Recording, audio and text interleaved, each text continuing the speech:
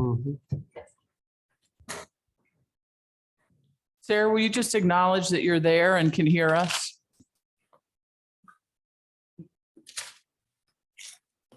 Yes, I'm here and I can hear you. Oh, great, thank you. Didn't want to start unless we were sure we really had you. Sorry about that.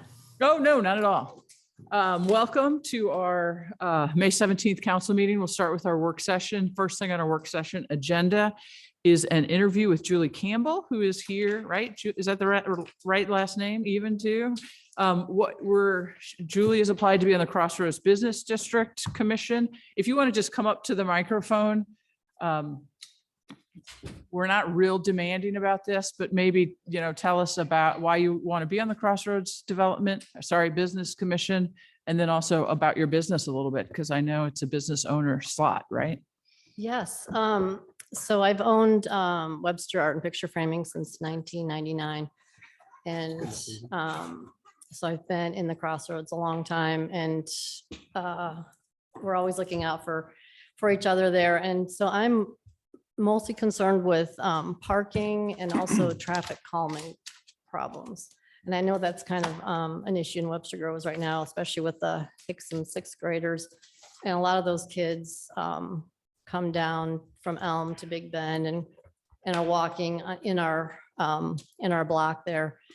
And there's just, I've noticed very fast drivers in Webster. So it's just not a good combination in my opinion. And basically, a lot of the drivers, when they hit, after they go through the intersection, they just hit the gas and they're within 40 feet, right in front of my shop, they're doing 40 and 50 miles an hour. So it's a big concern for me. And I would just like to help out Heidi and our Crossroads district and the city of Webster and the county in finding some solutions.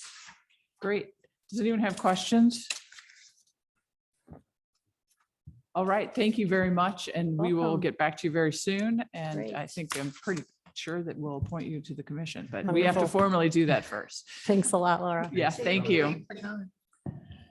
Is there anything anyone wants to review on the regular agenda? All right, if not, we will go right to updates. Emily, do you want to start? I'm trying to think of it's only been a week. Well, technically it's 2 weeks because we didn't do updates last Oh, we week. didn't do updates last week. Yeah. Things are good. And It's all right. It's okay to say I don't have anything. we were to invited report. to the Old Webster Trade Commission or Trade isn't it AA? Association, thank you, this morning. So that was great to go to that and meet some of the business owners there at Ono Pizza. And yeah, mostly it's been all budget all the time. So, but things are good. Karen? I have nothing. Since we changed, then I haven't been to Yeah. any meetings since our last meeting, so I don't have one until the end of the month. So we'll wait to hear back from you. Yeah. I have nothing there. Pam? Yes. Sustainability Commission met last night. That was my first time attending that commission meeting. It was very good. You will be hearing later tonight from the chair and another member of the commission about the sustainability plan and some priorities there. So I will just go over some of the more timely things, which is it's Public Works Week.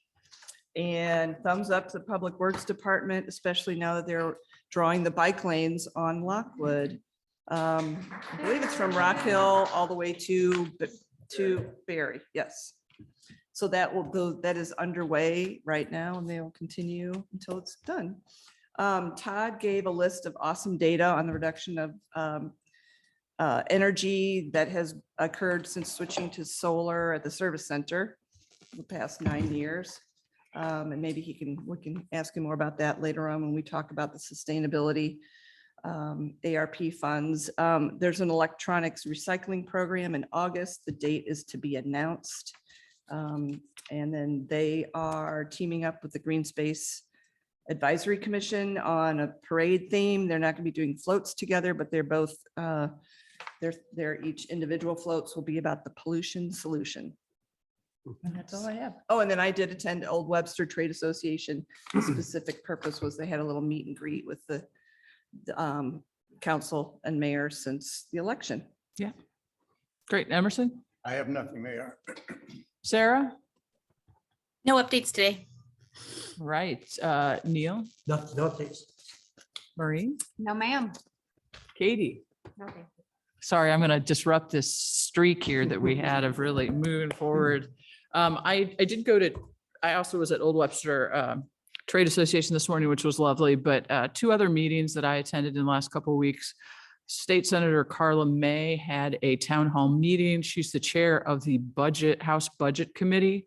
And the purpose of the meeting was to talk about what is in the budget that might help small businesses and nonprofits recover from COVID. And so there will be, beginning July 1, lots of opportunities to apply for some grant programs through the city. And then Eric Peterson informed me that today the governor launched a website that also will help you figure out how to apply for these kinds of grants. And so we'll shoot that out as a city to make sure all our business owners and nonprofits know about it.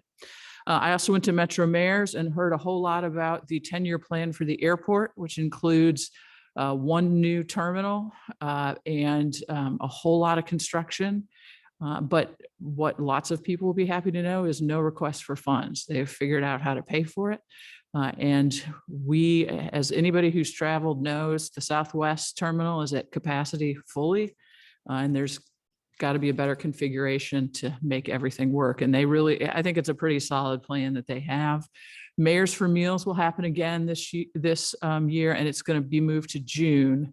So I will work with, I guess, Katie and Jenny to make sure that we get that advertised.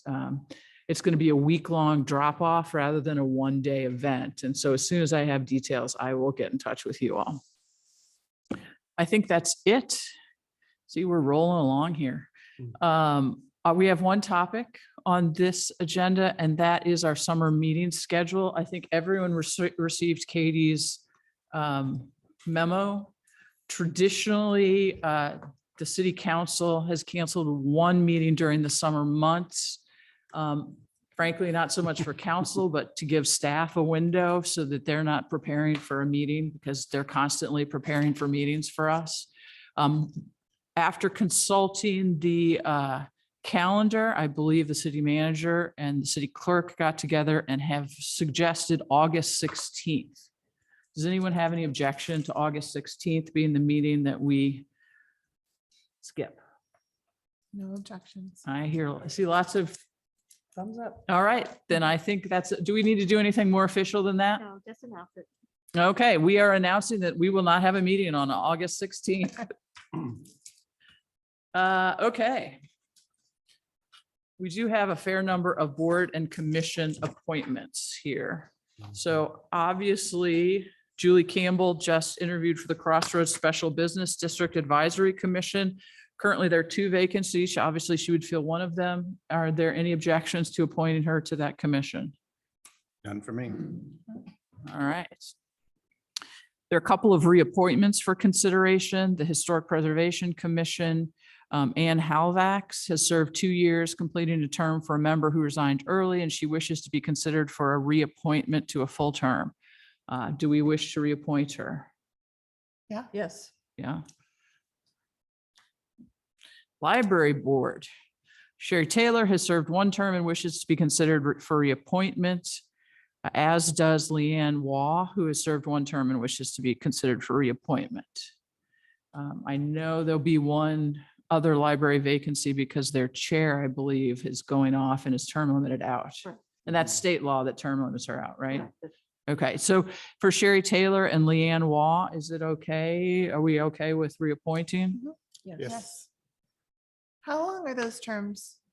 Are they the same for all boards and commissions? No, and the library board commission is defined in state law rather than in our ordinances. Okay. So we don't, 3-year terms yeah. with a limit of 3 terms. For the library. Okay. Okay, continuing on this boards and commissions. When we changed the ordinance for the Police Community Engagement Board, you all might remember that we added a position for someone representing Webster University. Katie has been in contact with President Strobel at Webster University, who has indicated that they will find a someone that they believe will serve well on this commission and will get back to us as soon as they can. So hopefully we'll hear from them soon. We have two other Police Community Engagement Board issues here, and the Webster Grove School District has a youth liaison position, and they have requested that Sloan Carfield fill that position. So we need to just announce that. We don't get to ratify it because it's their choice. Also, Paul Dietrich, who most of you will remember previously interviewed for the PCEB in the resident vacancy category. He actually owns a home-based business in Webster, which means he qualifies to be on the commission as a business owner. We have previously said that we would consider him the next time a vacancy was available. Do we wish to appoint him in that business owner's position? I see nodding heads on this Yes. side. I see nodding Yes. heads on that side. All right, we're still going, guys. Mhm. Sustainability Commission has one vacancy. Patrick McGrath is not seeking reappointment. Carla Armbruster was given, if you remember, a special appointment to help with a sustainability plan and has indicated she'd like to be considered for a full commission appointment. We haven't finished the sustainability plan really in terms of our consideration and development of it fully. So do we have an objection to her taking full membership? No. Seems like a good fit. I support it. Yep. All right, look at that. Mhm. Us knocking out these boards and commission things How many here. more positions do we have open? Yes. Katie? Which one? Boards and commissions, any of them? Any of them? Well, I don't have a list off the top of my head, Oh. but I can give you a list. Oh, I was just wondering if we were up There's to no more on capacity. Sustainability, but there are. some It's vacancies. his whole Most of them on the. business. consolidation. Yeah, the Oh, business business districts are there. Most of them on the business. Okay. Are we allowed to start the regular meeting early? We're not, are we? We're not. We have to go. How when about we post it. this? No, there are too many people here to do our closed session really quickly, so we won't do that. They'll do it quickly, Madam Mayor. The council could just exit and go to chamber. Oh, yeah, why don't we do that? Well, we'd have to set Sarah up, but could she? Okay. Yeah, we can just call her and do it. Yeah. The phone. All right, so would you mind calling for our executive closed session? Yes, Mayor, I'd like to call for an executive closed session number 3, personnel. Yes. Missouri statute 610.021. Open parens 3, close parens. Second. All right, we do we do that? Yes. Councilmember Bliss? Yes. Councilmember Franklin? Yes. Councilmember Smith? Yes. Councilmember Alexander? Yes. Councilmember Richardson? Yes. Councilmember Hickson Shepherd? Yes. Pam, if you go back and look at all the old meetings where Laura called those out, you could learn a little something.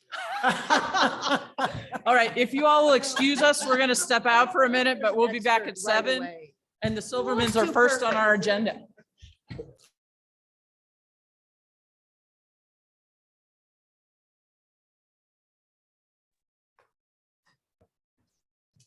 All right, I think we can call this regular meeting to order, and I think start with the roll call, please. Mayor Arnold? Here. Councilmember Bliss? Here. Councilmember Franklin? Here. Councilmember Smith? Here. Councilmember Alexander? Here. Councilmember Richardson? Here. Councilmember Hickson Shepherd? Here. All right, we are very fortunate today to get to recognize some of our residents. And the first thing we're going to do is play the video that I believe was presented at the Missouri Parks and Recreation Association meetings.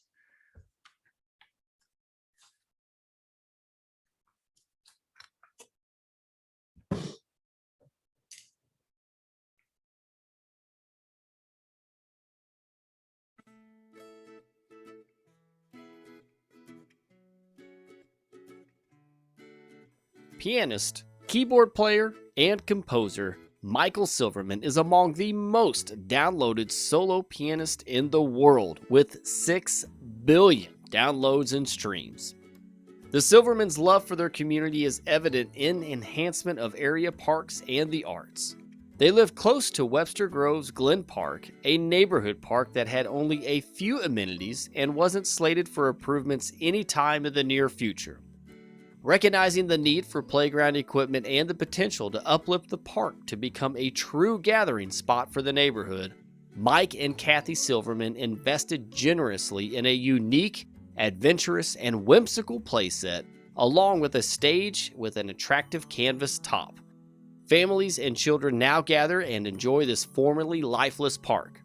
In October of 2019, Mike organized a concert at Glen Park, which hosted Amani, a children's choir from Uganda, and the highly acclaimed Peter Williams Jazz.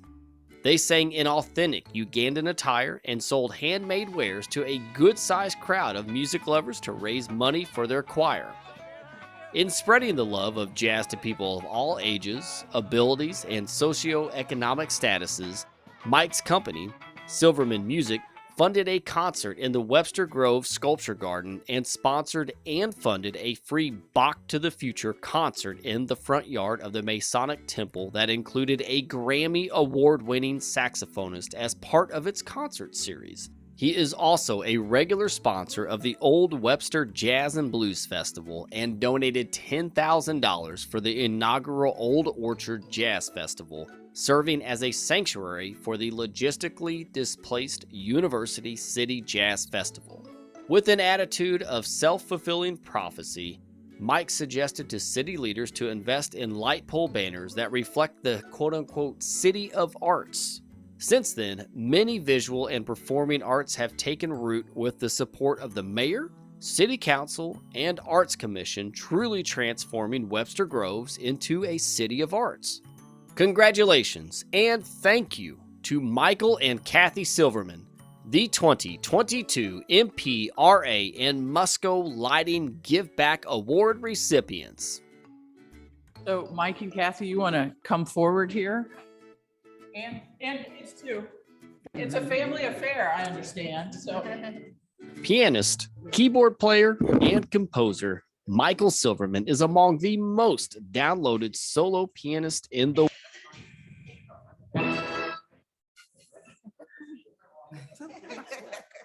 And I'd like to.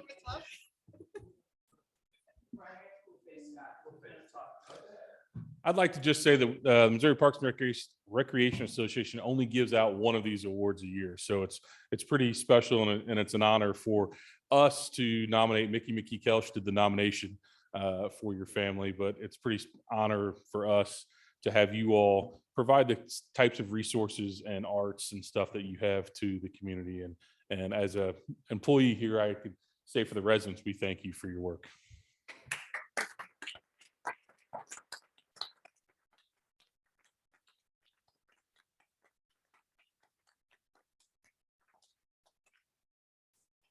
Going to take a minute to add to that because, you know, I a million times a year drive by Glen Park, right, and have for 20 years. And it is amazing to me how many more people are enjoying that park thanks to you all, both in terms of listening to music and playing on the playground equipment and just making it a cornerstone of the community and the neighborhood. So thank you so much for that. And also for your commitment to the arts here in Webster Groves and making sure that everyone can hear a wide range of types of music, because that's what I like. I think that's how people really get into music. So we are really so grateful that we as a city and as residents of the city are able to be benefits of your generosity. So thank you very much for that. I really appreciate it.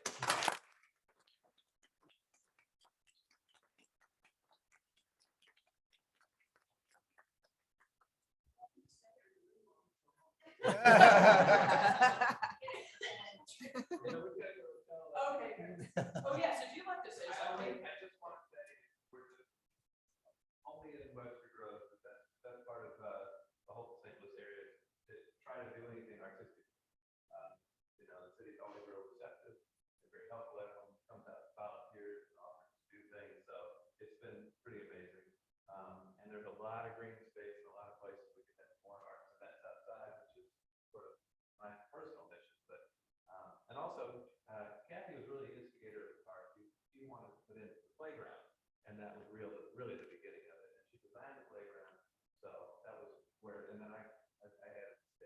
You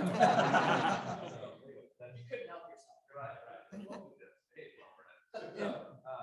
Anyway, and thank you, Scott, also for all the help. It was a long journey with a lot of twists and turns to get it done.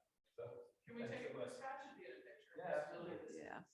More so than certain meetings, Scott has been working on that, so I'm gonna let you get a picture with that. Oh, cool. Okay.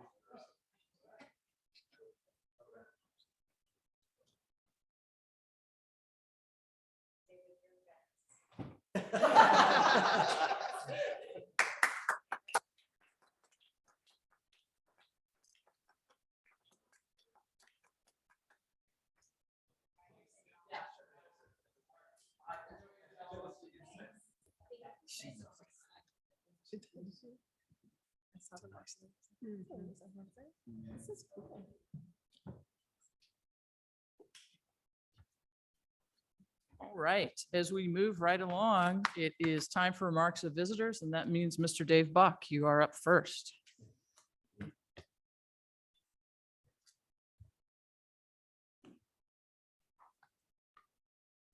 Dave Buck, 124 South Elm.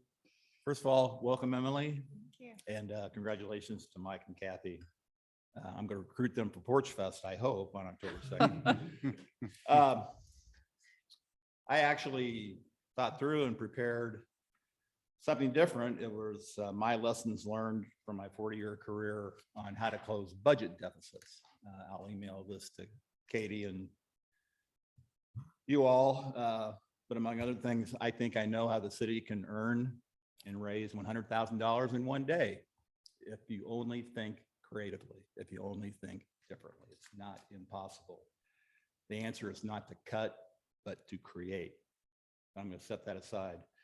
My prayers today are with the victims of the Buffalo mass shooting and massacre. Gun violence was a big part of my childhood growing up. When I was 6 years old in 1959, the Clutter family was killed by two thugs, 4 members of the Clutter family. It gave rise to Truman Capote's great book, In Cold Blood. It is why we define mass murders as 4 victims or more that came from the Clutter family murders. When I was 11 in 1964, my 2 best friends who were brothers were killed and shot and murdered by their mentally ill mother in their sleep one night because she thought she was saving them from an evil world. Then when I was 13 in 1966, a very close friend of our family was severely wounded at the University of Texas when Charles Whitman climbed the top of the Texas Tower, killed 17 people, wounded like 31.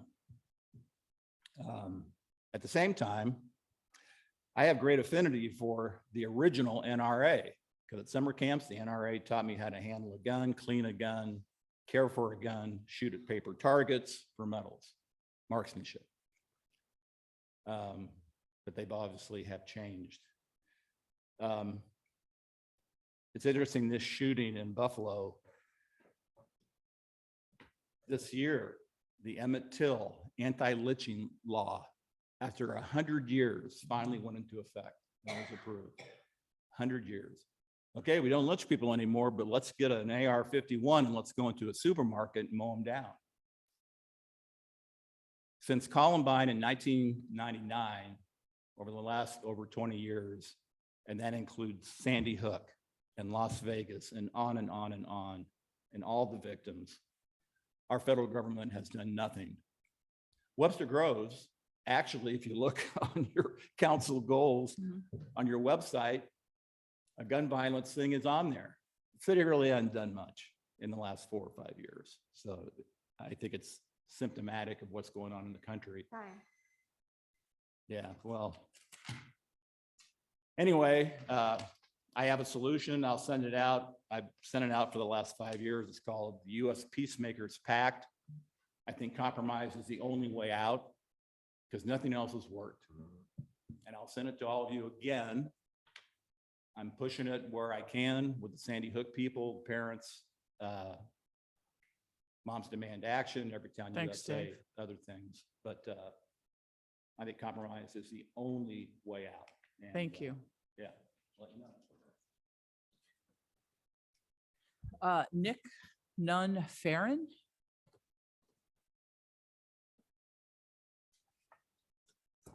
Yes, thank you for having me today. Nick Nunn-Farren, 105 North Elm. I'm here on behalf of Webster Groves Masonic Lodge number 84. We are requesting, or we are placing an informal request for consideration for the allocation of American Rescue Plan funding. The Masonic Lodge is currently one of, if not the largest by square footage venues for tourism, travel, and hospitality within Webster Groves. We are also a center point feature of the community here in Town Square. We have been serving this community for over 100 years now through multiple ways. One of the most impactful currently marshaling the 4th of July parade. We hold a number of events, community events every year, and we want to expand that as well. Our building is over 100 years old as it is right now. And being a nonprofit organization, a lot of the funding for maintenance, for repairs are above and beyond our means at the moment. We are looking to expand our capacity to hold and be able to bring events to the city of Webster. Things we've brought up are international cooking competitions, barbecue steak, things we can hold outside in the lawn, as well as more weddings. We host weddings, we host all types of fairs and events within our actual auditorium and in our event space. And so with this, we are going to be placing a request of $200,000 for repairs and improvements to the facility. This is really preservation and conservation at this point because the building does need this to carry on in its current state. We're happy to submit a formal application as well as a budgetary breakdown if you all would like that. I have not seen a formal application form out yet for funding, but we definitely want to be under consideration. Thank you very much. And you're right, we don't have a formal application process at this time, but I understand that you've been in touch with Eric Peterson. And so thank you for bringing this request and we'll keep in touch with him. Thank you. All right. I believe do we have any remarks of visitors online? Okay, then I believe we are to agenda item number 4, which is new business. Anyone with new business to share? All right, then we're going to head on to unfinished business. Emily, would you start us off with bill number 9183 and its third reading, please? Yes. There. I would like to call for the third and final reading of bill number 9183 and call for its subsequent adoption. Second. Bill 9183, third reading. In ordinance, levying a local use tax at the same rate as the local sales tax of the city of Webster Groves, Missouri. Any discussion? All right, I think we're ready for the vote. Yes, Mayor. Councilmember Bliss? Yes. Councilmember Franklin? Yes. Councilmember Smith? Yes. Councilmember Alexander? Yes. Councilmember Richardson? Yes. Councilmember Hickson Shepherd? Yes. Mayor Arnold? Yes. All right, we'll move on to bill number 9184. I'd like to ask for a motion to amend bill 9184 to accept all red line revisions, changing the word handicap to the word accessible. Second. I can't. I move that we change. I'm not allowed to do that. I move that we amend bill number 9184 to accept a red line revision, changing the word handicap to accessible. Second. All right. Any discussion? All right, ready for that vote, I guess. Councilmember Franklin? Yes. Councilmember Smith? Yes. Councilmember Alexander? Councilmember Richardson? Sorry, it's really hard to hear, Katie. Yes, that was me. Mayor Arnold? Yes. Councilmember Bliss? Yes. All right, Councilwoman Alexander, we are ready now for the call for the third reading and passage of bill number 9184. Yes, Mayor, I'd like to call for the third and final reading of bill number 9184 and its subsequent adoption. Second. Bill 9184, third reading. In ordinance amending Chapter 60, the Traffic Code, Schedule H of the Code of Webster Groves, parking prohibited, to provide for a second accessible parking space in front of 612 East Lockwood, immediately east of the existing accessible parking space. Discussion? All right. Yes, ma'am. Councilmember Smith, Yes. Councilmember Alexander, Yes. Councilmember Richardson, Yes. Councilmember Hickson Shepherd. Yes. Mayor Arnold, Yes. Councilmember Bliss. Yes. All right. What? I don't think you did. Mm-mm. How would you like to vote? Councilmember Franklin. Yes. All right, we'll move on to new business. We need to announce today that is it just an announcement or do we vote on a public hearing? I think it's just an announcement for the public hearing. All right, Right. then we are here to announce that we will have a public hearing for the fiscal year 2023 proposed budget on June 7th, 2022 at 7:30 PM here in the council chambers as well as by teleconference. All right, and we are on to the presentation and discussion of the proposed FY 2023 budget. We're going to start tonight we have both the Sustainability Commission and the Business Development Commission that have presented proposals to us for some things that they'd like to pursue in this fiscal year. And we wanted to give them an opportunity to come before council and describe what those are. And so I think we'll start with the Sustainability Commission.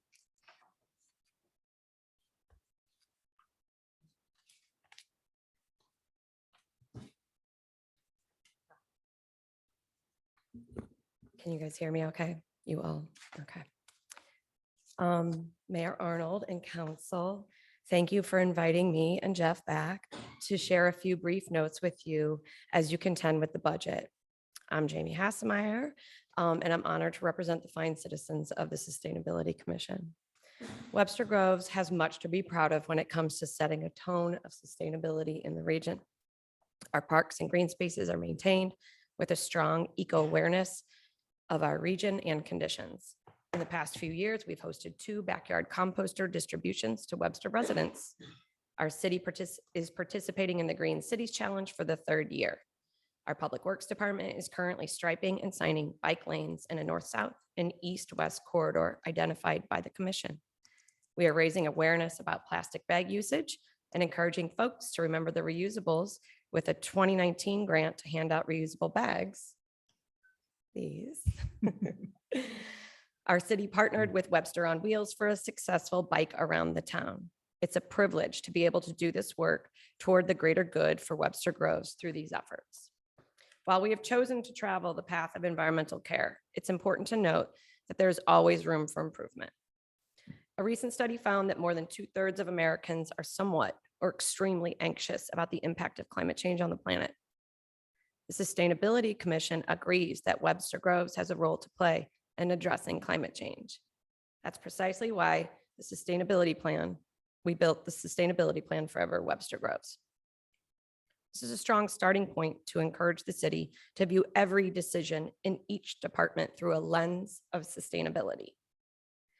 In the plan, we outlined 4 focus areas, and then at the end listed general recommendations for council to consider. In each focus area, the commission narrowed down the priorities to consider for this year's budget discussion. Our first focus area is transit. To create a culture of pedestrian safety, transition our fleet to electric, and assist residents in understanding the importance of electrifying their home and mobility. There are 2 programs of note outlined in the ARP portion of the budget, page 113, that we would encourage and support. Those are the expanded bike and pedestrian infrastructure and EV fleet investment for police department and public works, including charging stations. The built environment, the next focus area.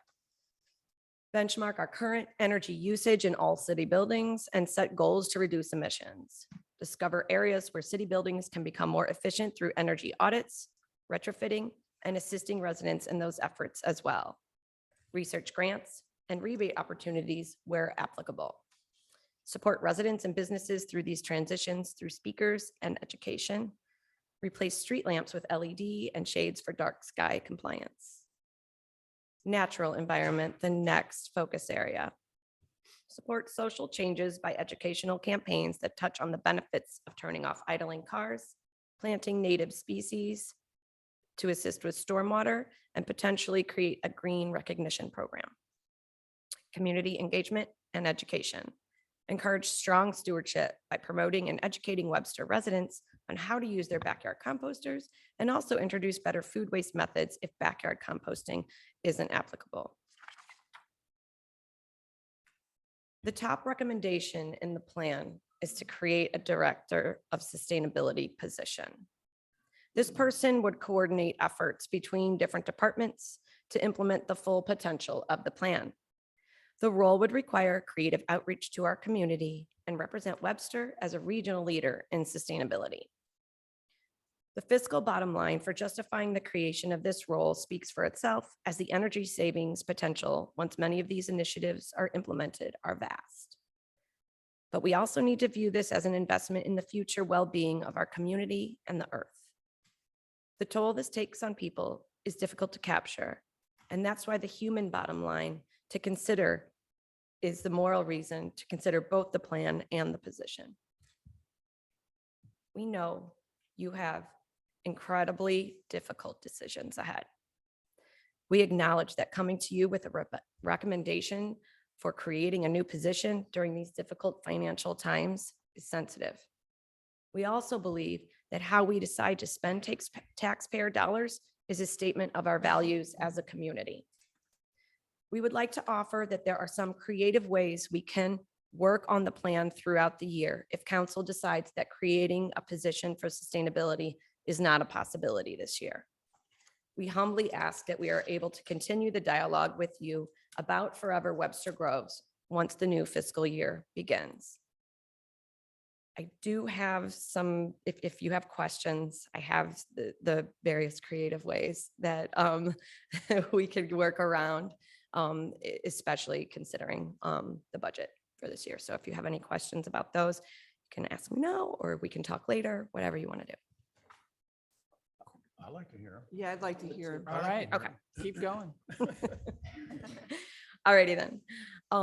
The first, I have three for today. The first is that the commission continues to plug away at efforts to raise awareness in our community and collaborate with other commissions and work closely with planning to discuss some possible policy ideas about residential electrification.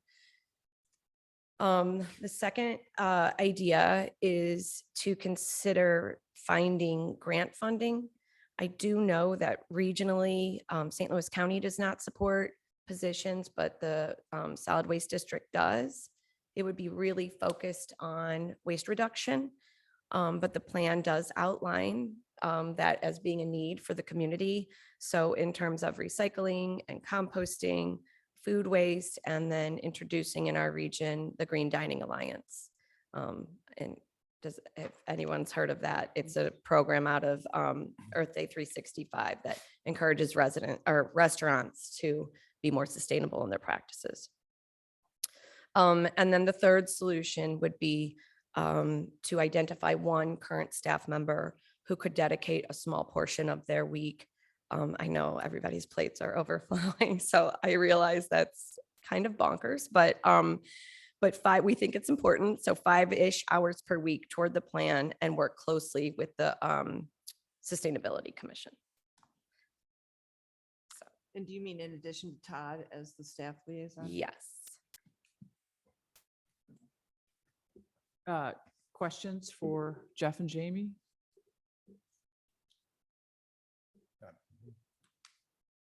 Okay. I just wanted to say, Yeah. thank you for putting together the plan. I know that was a huge effort and for coming with great concrete recommendations and for also being mindful of the position that we're in and having other alternatives too. I really appreciate that. Absolutely. Thanks. And regardless of how the budget goes, discussions that we've had outside of our council meeting suggest that an agenda item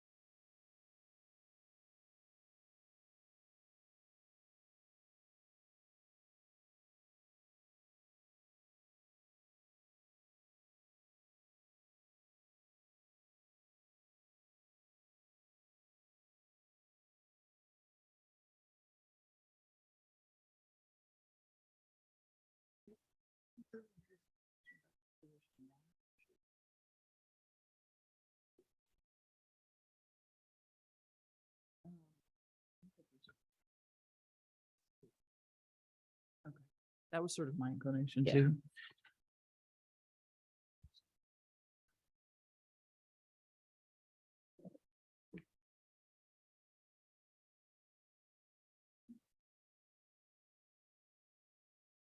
Are we're ready to go? And so our next commission that had a proposal for us is the Business Development Commission. Who do we have with us? Hey, welcome. Thank you. I think I've only seen you in a box on the television screen before, so thank you for being here, Yes, yes. and we Thank you look for forward having to me. hearing from you. Thank you for having me. I'm Urbab Majid. I guess we'll stick with the resident. So 134 Euclid Avenue. I also am a business owner in Webster Groves.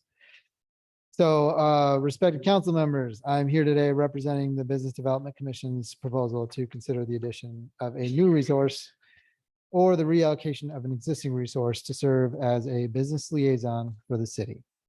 This resource has been part of a 7-year conversation that the BDC has been having on how to best unify all of the commercial business entities across the city.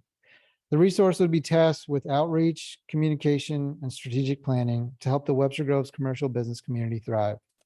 Additionally, the business liaison can help to keep the commercial businesses apprised of the city's processes that can impact them on a day-to-day basis. We are recommending that the funding for a new resource or reallocation of an existing resource for this position can be accomplished through allocation of the American Rescue Plan funds and or a nominal increase in the business licensing fees.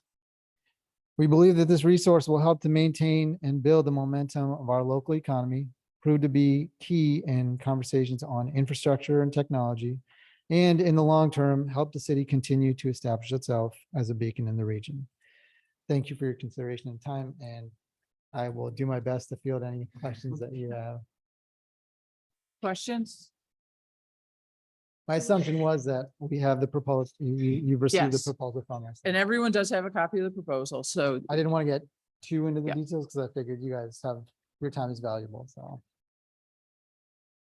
Could I questions? have or- a minute just to look at it? real Yep, quick? sure. Could we have a minute to look at it? I did course. look at it before, but. Here, I have 2 copies. Why don't you Oh, take that one? excellent. Thank you.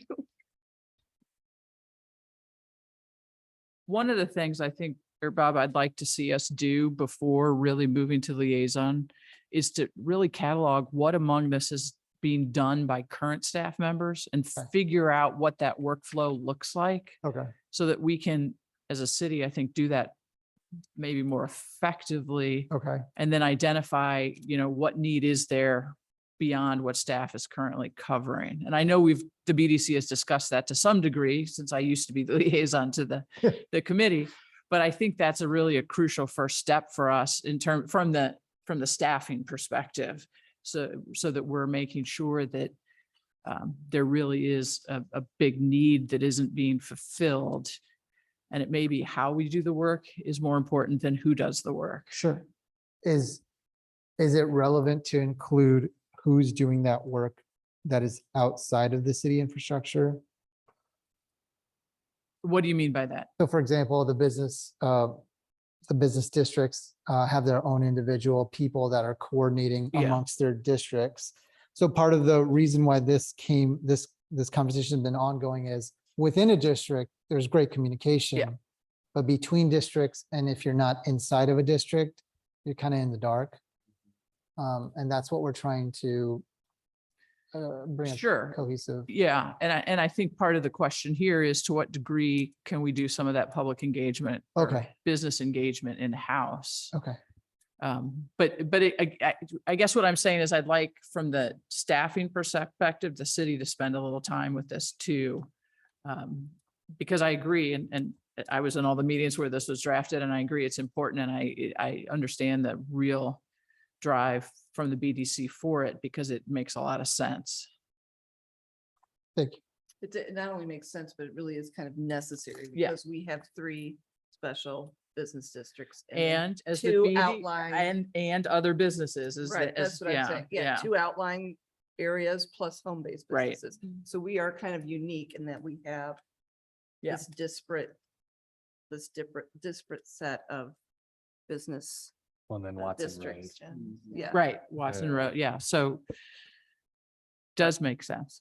Yeah, I think I really appreciate you bringing this forward. Two things. One, I think what Laura's saying, and maybe I'm saying a little differently, so I'm not trying to put words in your mouth, Laura, but like, for instance, facilitating online mobile messaging communications, that could be done, hopefully. I mean, that there's a need for that internally everywhere, regardless of the business development community. So its question is like, how can we facilitate that as an organization in general, and also add that benefit to the BDC or to our business community? The second thing I just want to propose is like, what this is requesting is taxpayer funds to be spent for developing business. And the purpose of that, and this is just my own interpretation, is it increases the vitality of the community and increases tax revenue. The school district needs to be part of that equation. I hope that you present this exact same proposal to the school district and request funding from them, because any dollars that you guys earn and any tax money, it benefits the school district as well. Okay. And if we can collaborate with the school district on something like this, I think that it's going to go farther faster. Okay. Thank you. Other questions, comments? Did you have enough time? Thank you very much. Thank you Yeah, for your thank time. you, Bob. We really appreciate it. Thank you very much. Right, so we'll come back to discussing potential funding options for these after we've gone through the budget amendments.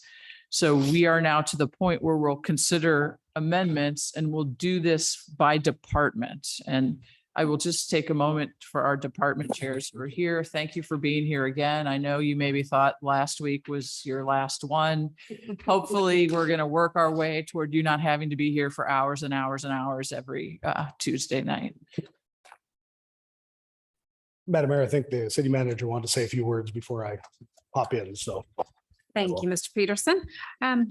Really just wanted to thank council as well as staff. It has been a fast and furious couple of past meetings, late nights, and lots of data and content. Really want to again thank staff for putting that together, Eric, certainly, but for council and all of the additional questions that you have asked shows that not only are the materials really being considered, but the weighty decisions and the different topics that many of these issues that we're dealing with are cross-cutting. So looking forward to tonight's discussion. I will be taking notes and can help you with some of the wrap up if there's any items that you want to table and come back to. Looking forward to doing that. And as always, any follow-up information that we can get, we will. So thank you. So before you start, just so council knows, we really do by the end of tonight need to make some concrete decisions because our clock is ticking really quickly. The public hearing is in 2 weeks. No, do we have an extra Tuesday? But it's still really soon. Let's just put it that The way. next meeting is the public meeting. So we really need to talk about what is our rate of change that we're going to suggest. What's the number that we would like to see reduced over the course of the budget? And then also, we really do need to make decisions about those ARP funds. So just keep that in mind as we talk. We're going to get to a point, we're going to come back to that and have to really do that. Thank you. Thank you, Madam Mayor. Members, Eric Peterson, Assistant City Manager, Director of Finance and Administration. For the members at your tables, and then also for the public I have on the screen, this is our consideration plan for the evening, sort of the order we'll go in. We have done numbers 1 and 2. So this is our department order. We'll start with revenue, executive, legislative, police, fire, public works, parks and recreation, then into finance and administration, which will couple with debt service, employee compensation, and non-departmental citywide. We have one amendment we do need to, or possibly an amendment there to deal with.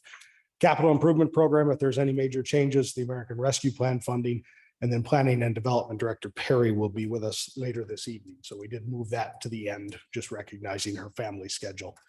And then again, we do appreciate if the council can finalize lapse for the target, the reduction target, we call it the lapse, and then the rate of growth, that target as well. And then also give us the direction on where ARP funding is heading. And really for the purposes of the budget, to give you all a sense of Why this schedule? Obviously, with the public hearing, we will take input and such, and then prepare anything final that you may have arising for the 21st, which is budget adoption. So you can still have the option if you need to amend something, but we would encourage you to let's dig in tonight, and we're prepared and have our target screens that we showed you last time and our amendments, and we've provided copies of the amendments we've received and such to you all. So that is our goal for the evening. All right, shall we dive in? Onward. Onward. All right. I'm going to find my mouse now that we're in somewhere. Why is it coming back? There we go. All right. So our first is in revenue. I'm going to pull up Chrome.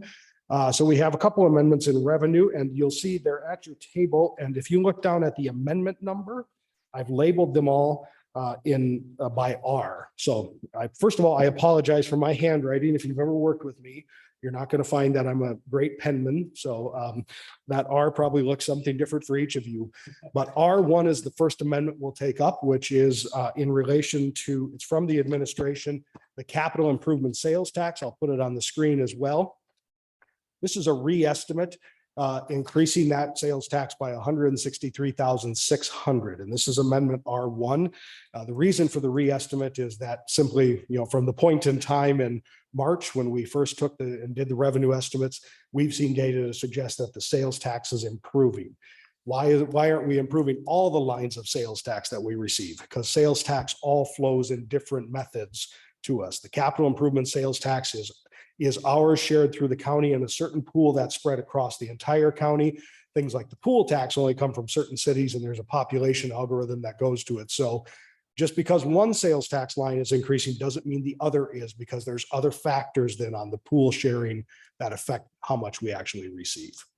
So this is an amendment from the administration, but it would need a motion and a second to be acted on. And then we can call the roll or discuss it and do whatever you wish. So We're gonna move in second on each and vote on each one, right? yeah, we'll have to do them individually. So is there someone who would like to give us a motion for amendment R1 I'll make that motion. Do I just say I'm making a motion that we pass? for the adoption the of adoption amendment of R1? R1. Yeah. Second. Is there any discussion? All right, vote it is. Mayor Arnold, Yes. Councilmember Bliss, Yes. Councilmember Franklin. Yes. Councilmember Smith. Yes. Councilmember Alexander. Councilmember Richardson. Yes. Councilmember Hickson Shepherd. Yes. All right, so I'll just repeat back for everyone in case we have any split votes. I have 7-0, like the clerk agrees. So congratulations, you've done your first budget amendment. Amendment is adopted. There you all right. Okay. You were waiting for me to say that. I was right? really looking forward to it. So we used to, just a side note, in the Wisconsin legislature, we literally do well over 1,000 in a budget process. So just, it's a fun time. That's how many we're gonna do. You think this is a lot? We could. All right, amendment R2 is the next one. This is the same fundamental issue. It's the Park Improvement Fund, an increase in the revenue estimate of $113,000 in the park improvement sales tax. Do I have a motion to adopt amendment R2? Yes, Madam Mayor, I'd like to move for the adoption of amendment number R2 and subsequent adoption. Second. Is there discussion? All right, we are ready for the vote. Mayor Arnold, Yes. Councilmember Bliss, Yes. Councilmember Franklin. Yes. Councilmember Smith. Yes. Councilmember Alexander. Councilmember Richardson. Yes. Councilmember Hickson Shepherd. Yes. 7-0, Madam Mayor. The amendment is adopted. All right, moving on. This R3, this is our last of our revenue amendments. This is in relation to the the administration's recommendation about the public safety sales tax. We have talked about that. That currently is deposited into a fund, the public safety fund, and then is immediately transferred as part of our transfers into the general fund. We are recommending that while we can still record it individually in line 426 in the general fund, that we close the public safety fund and deposit that revenue directly in the general fund. That will, when we look at the visual here, I'll just give you, you've seen this green line, which on this map, what I'm showing you on the screen represents that transfer. Technically, the public safety sales tax isn't part of the general fund. And so this would create truthiness, if I can use the Stephen Colbert word, about what our actual revenue is. Because in accounting terms, our revenue is 16 million some in the general fund, but in reality, because we're always making this transfer, it's closer to 18 million. So our recommendation is to move that money always into the general fund, record it there. And I've had some questions about, can we continue to show it and prove that we have used it for police? And the answer is we can. There is no line 426 in the revenue line for the general fund. It'd be just like the fire sales tax, which the auditors must look at and make sure that we are applying that to fire protection, which is deposited in the general fund. Is there questions, discussion? I just want to say thank you for emphasizing that we will be able to track that these funds are spent for public safety. Nobody's asking to spend them for other things. It's simply an accounting mechanism that you're talking about here. That's correct. All right. May I have a motion for the adoption of Amendment R3? Mayor, I'd like to make adoption for Amendment R3. Second. Is there discussion? All right, we're ready for the vote. Yes, Mayor. Mayor Arnold. Yes. Councilmember Bliss. Yes. Councilmember Franklin. Yes. Councilmember Smith. Yes. Councilmember Alexander. Councilmember Richardson. Yes. Councilmember Hickson Shepherd. The amendment is adopted. Madam Mayor and members, is there anything else in the revenue department that anyone would like to bring up at this time?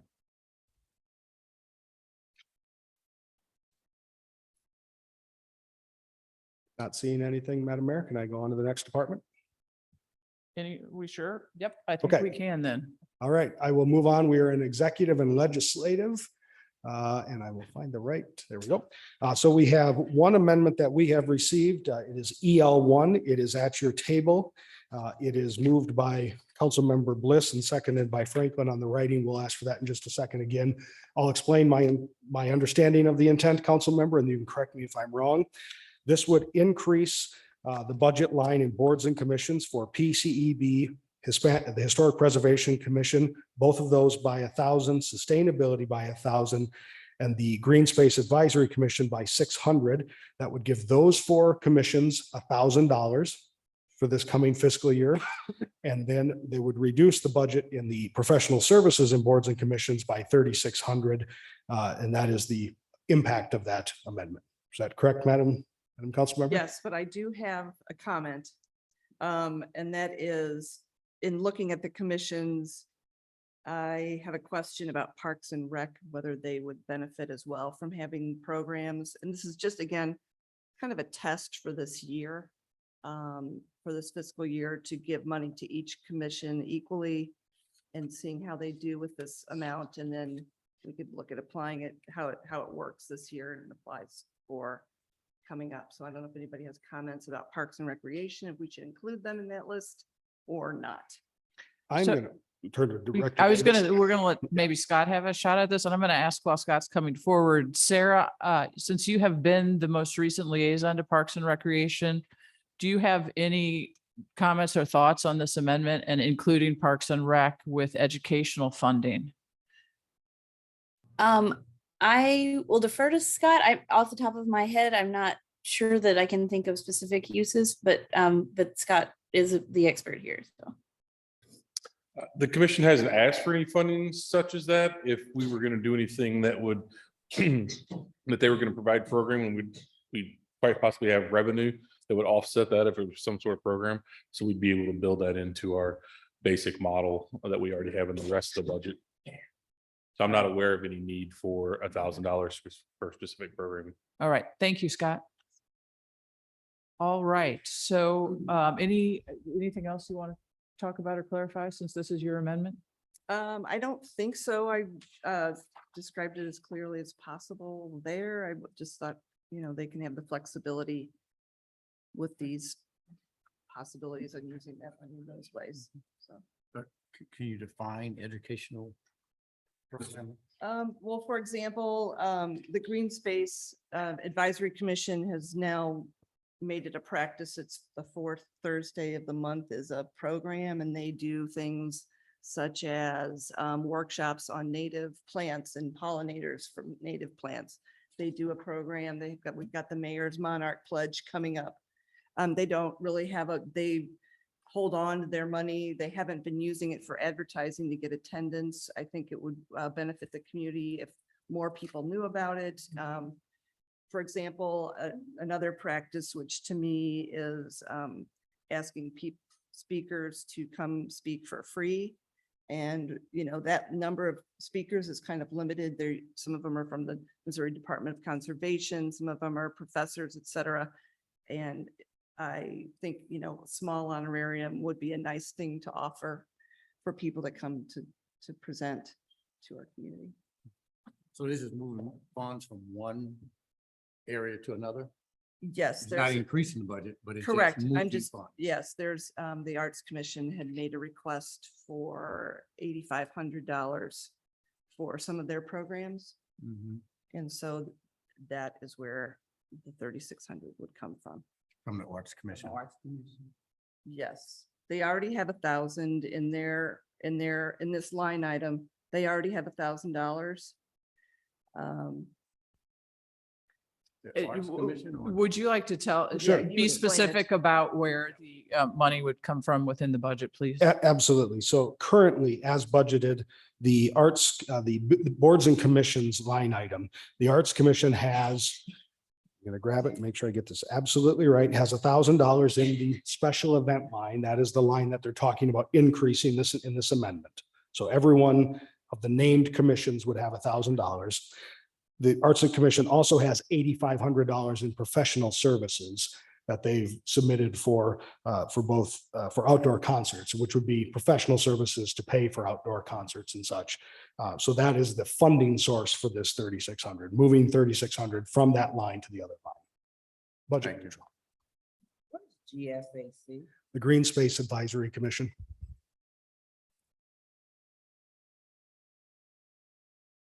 Other questions or comments? Do I have a motion for the adoption of amendment number EL1? Mayor, I'd like to make a motion for the adoption of amendment EL1. Second. Point of reference here, if the amendment sponsor has written this already, do I need a motion in a second? Well, you're in the meeting. I would tell you that you should. Okay, just want to make sure as we move forward. All right, so we've got that. Any further discussion? Not, we're ready for the vote. Yes, Mayor. Mayor Arnold, Yes. Councilmember Bliss, Yes. Councilmember Franklin. Yes. Councilmember Smith. Yes. Councilmember Alexander. Councilmember Richardson, Yes. Councilmember Hickson Shepherd. Yes. The amendment is adopted. Any other amendments in executive and legislative? I just have two questions really Yes. quick. So I am concerned about funding for the advisory commission that will have to be discussed at some time that the citizens voted on. Certainly. Where in the budget do you propose or do you perceive funding for that commission to come from currently? So at this moment, there isn't a specific line of funding there. We would use the euphemism, rob a few of Peters to pay for the Paul. If there are costs, we would likely look at some of the intended legal reserve if we have extra there or such. But I think part of the funding question comes from the scope question of, how many meetings, how long. Also a difference even with the TIF commission is, what if we need staff for recording and such, since we have all these meetings recorded now, is that a change in what we need for minutes and such? All these things for the council to determine along with the clerk, but we figure we have enough that we can pull some around together. However, I do think that once the council's ready to appoint, if that is seriously, you want to have some staff dedicated, we either have to look at staff capacity, or if we're going to bring in outside help, adding some funds to the budget for that purpose. So I just want to direct your attention to, and if you could explain 0102-803, which is professional services. Correct. So 2022 estimated is 120, and then it's dropping considerably to 15,001. What's the difference between 2022 and 2023? So that is the line item that most of Douglas Hill expenditures were expensed out of. Now, even though there's a reimbursement that came with those and it wasn't neutral to the city, it has to be recorded as an expenditure somewhere. So when we adopted the cost sharing agreement with that proposal, they were centralized in the city manager's budget for professional services. So that is being reduced. And then also other various things that pop up. DEI had been put in that line item when those fundings were added for that contract. So we've now, since we don't have some of those initiatives going on, used other parts of the budget to hold those centralized contracts rather than just the manager's budget. So is there a proposal for the 15,000 currently? The It's just 15,000, held. it's held for those instances that arise when you want a consultant or such. Can I make a motion that 15,000 be held specifically for the Citizen Review Advisory Commission? You absolutely can. And do I need to do that on paper? Or can I just do that I verbally? can do that here with you. So Under 803, so 01, 02, 803, What page are you on? page 103. So if you look at page 103 in the budget, essentially this is the professional services line in the manager's budget to reserve that 15,000 for specifically for the Citizens Review Advisory Board. We certainly can do it and keep it in that budget, or we can move it to boards and commissions and hold it there. So I'm okay. I just, if we don't have a plan for that 15, it's kind of like a just placeholder in the event that we need anything. I would rather allocate it now within the current budget, the way that it's currently structured in the budget. This is just my thought process, by the way, and people can just shoot me down, obviously. But I want to see a dedicated funding for the Citizen Review Advisory Board, our commission. And 15,000 seems like at least a start to move forward on that. I think we're going to need more, but. So I completely understand and agree. I think that the safest spot, if that's the intent the council wants to go, would be to move that amount or whatever amount is agreed on to boards and commissions and reserve it there. So, Okay. So it's very clearly a commission for that purpose. I'm happy to do that. So I guess my motion would be moving the 1501 to from 01, 02, 803 to 0101, 08, 03. correct. And may I suggest that we ignore the penny that was there to help us give a placeholder to make sure we talked about DEI and some other. things. Absolutely. So 15,000. I have the motion as increasing 01, 01, 08, 803, decreasing 01, 01, 02, 803. The net effect would be to move that $15,000, ignoring the dollar, to the boards and commissions professional services for the Charter Review Advisory Board. Correct. That's my motion. All right. Do we have a second to that motion? Second. Discussion? Do we need any other contingency left in that line item? Is it okay to move all but $1 out of it? Madam Mayor, and so I wasn't sure where the discussion was going to be. So thank you, Councilman Franklin, for proposing that. I'm unclear on perhaps what the funding would be used for with that charter review advisory. And so knowing some of that would help. And so I would say that it would be helpful to Councilwoman Hickson Shepherd's point. It does lock up all of the funding for any other professional services. So I'm curious if the full 15,000 is needed, or do we need to advance that line? Or as Mr. Peterson said, we can always rob one fund to find funding in another. Just was trying to get a clear idea. And so Mr. Peterson, maybe it would help on the TIF commission. If you can remember off the top of your head, do you know what the costs were for that? In my mind, they would be similar, maybe. Yeah, the TIF commission, I think we had 6 total meetings, if I'm remembering the number Okay. right, but it was about $2,000 for an independent contractor for those hours, essentially doing the minutes. Staff took on the other work of putting together the agendas and setting up meetings and such. So Okay. David, are you in, and we shouldn't have the charter commission discussion Yeah. now, but are you imagining this money then would be for experts or consultants or? Absolutely. I mean, this is, it's hard to budget for it. I agree, because we don't know the scope of what the Charter Review Advisory Commission will deal with yet. But experts, whether I'm not going to throw out ideas of what the Citizen Review Advisory Commission will look at, but I do think that there has to be an educational component to this which will require speakers or experts in their field in order to educate both the commission and also the citizens. Thank you. That was helpful. So do we want to just, I understand you want to lock that up just for that particular commission?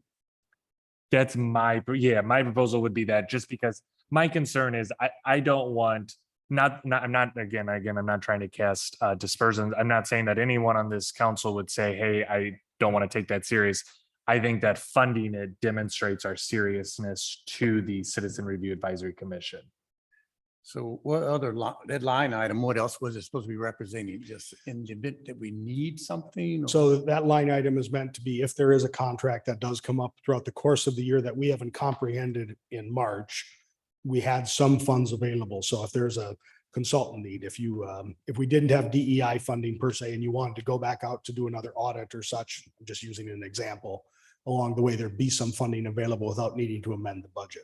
Ultimately, unless we move money, once the budget's adopted, unless we're moving money within the budget, adding money to the overall bottom line takes a vote of the council. So it's meant, we put a couple places of reserve in to help make those things happen if we need throughout the year. I think another good example would be strategic planning, depending, and tonight probably isn't the time for the strategic planning conversation, but depending on what council decides to moving forward, that would be a professional service.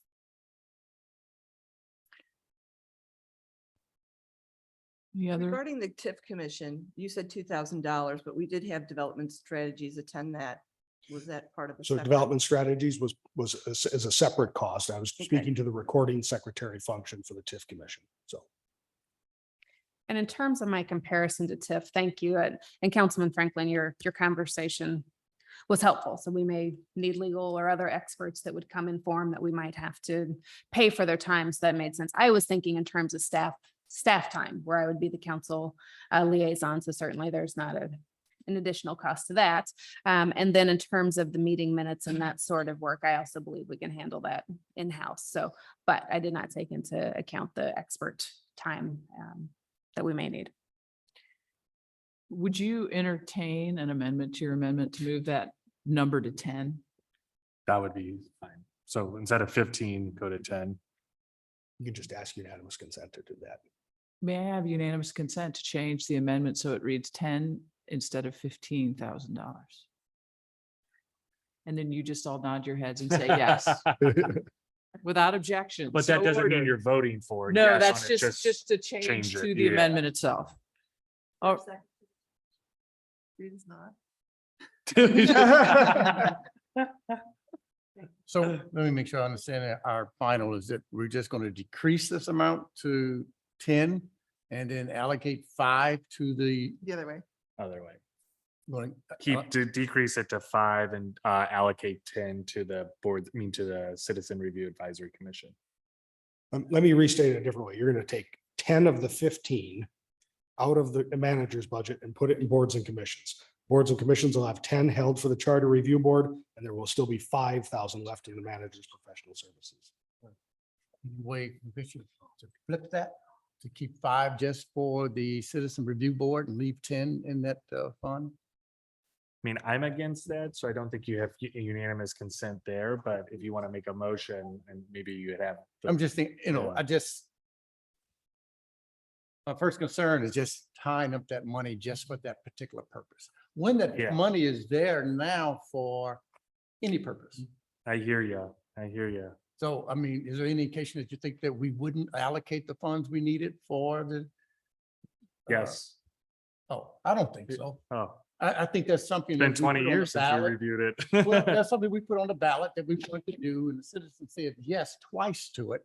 So therefore, we must be willing to put resources to it. So if we can't find resources there, we're probably going to find the resources somewhere in the budget to make sure they have the ability to do their job. I just don't like tying our hands or tying the funds up just for that. And it's locked, but it's not locked, right? I mean, this is a budget, so we can still. We can get to it anytime we get ready. Like if we put 10 in there and we only need 2, we can move that 8 to someplace else. Or if we need 15, we can find 5 from someplace else. But part of my understanding, David, is that you want this budget number to be a statement of our seriousness of that. Absolutely. I think that we have to. And I mean- agree with the seriousness, but Yeah. we've done that twice by bringing it to the public. And they Right. were sounding, said, yes. So I think we're at the point right now, we have an amendment on the floor here. And so Emerson, if you would like to change that, then I believe you can amend his amendment. Yeah, if, first I'll say that, if we're going to start moving funds for that, I would like to just make an amendment to change it to 5,000 versus 10,000 to be allocated for the commission. or the Charter Review. Charter Review Commission. Is there a second? I'll second. Forgot Sarah was there. Thank you, Sarah. I know you did, but I I'm know. Sorry about that. I know. Sorry about that. Is there discussion? Yeah, I'm sorry, guys. I've opened a can of worms here. I mean, this line item is specifically for nothing. I mean, it's not specifically, But it's it's there for for professional services. If we have any of those, like the commission, or like you said, you used the TIF before, if this is there for utilizing it for those purposes. For those meeting costs, if we have to pay for presenters, or if we have to pay for trainers, or if we have to pay for something related to the charter Yeah. commission. So my intent is a little bit more symbolic. It is to demonstrate the seriousness of which we are going to conduct ourselves in holding the Citizen Review Advisory Commission. And by demonstrating that symbolism or the seriousness, I think we need funding in our budget to do so. Rather than just having a placeholder for generalized professional services. Further discussion?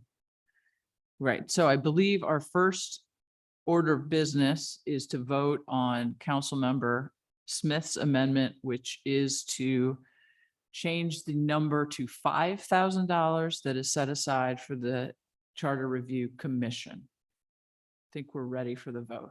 Is that a voice or is that? We're going to do a roll call vote. Okay. Yeah, just because otherwise I'll be too confused. I'm ready.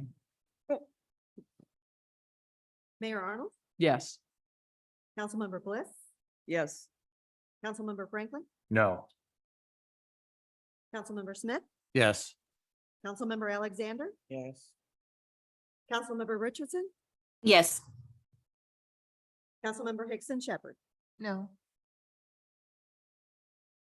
All right, now we move to the underlying amendment, which is now as amended. as amended. So if $5,000 is moved from the 02803, which is the city manager's professional services, to the boards and commissions professional services, which is 08803. Discussion? All right, let's do that vote. Mayor Arnold, Yes. Councilmember Bliss. Yes. Councilmember Franklin. Yes. Councilmember Smith, Yes. Councilmember Alexander, Yes. Councilmember Richardson, Yes. Councilmember Hickson Shepherd. Yes.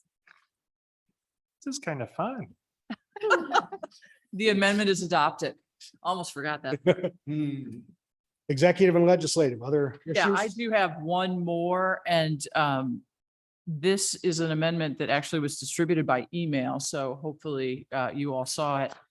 It is to reduce by $5,000 the 0102-812, which is on page 103 of your budget book.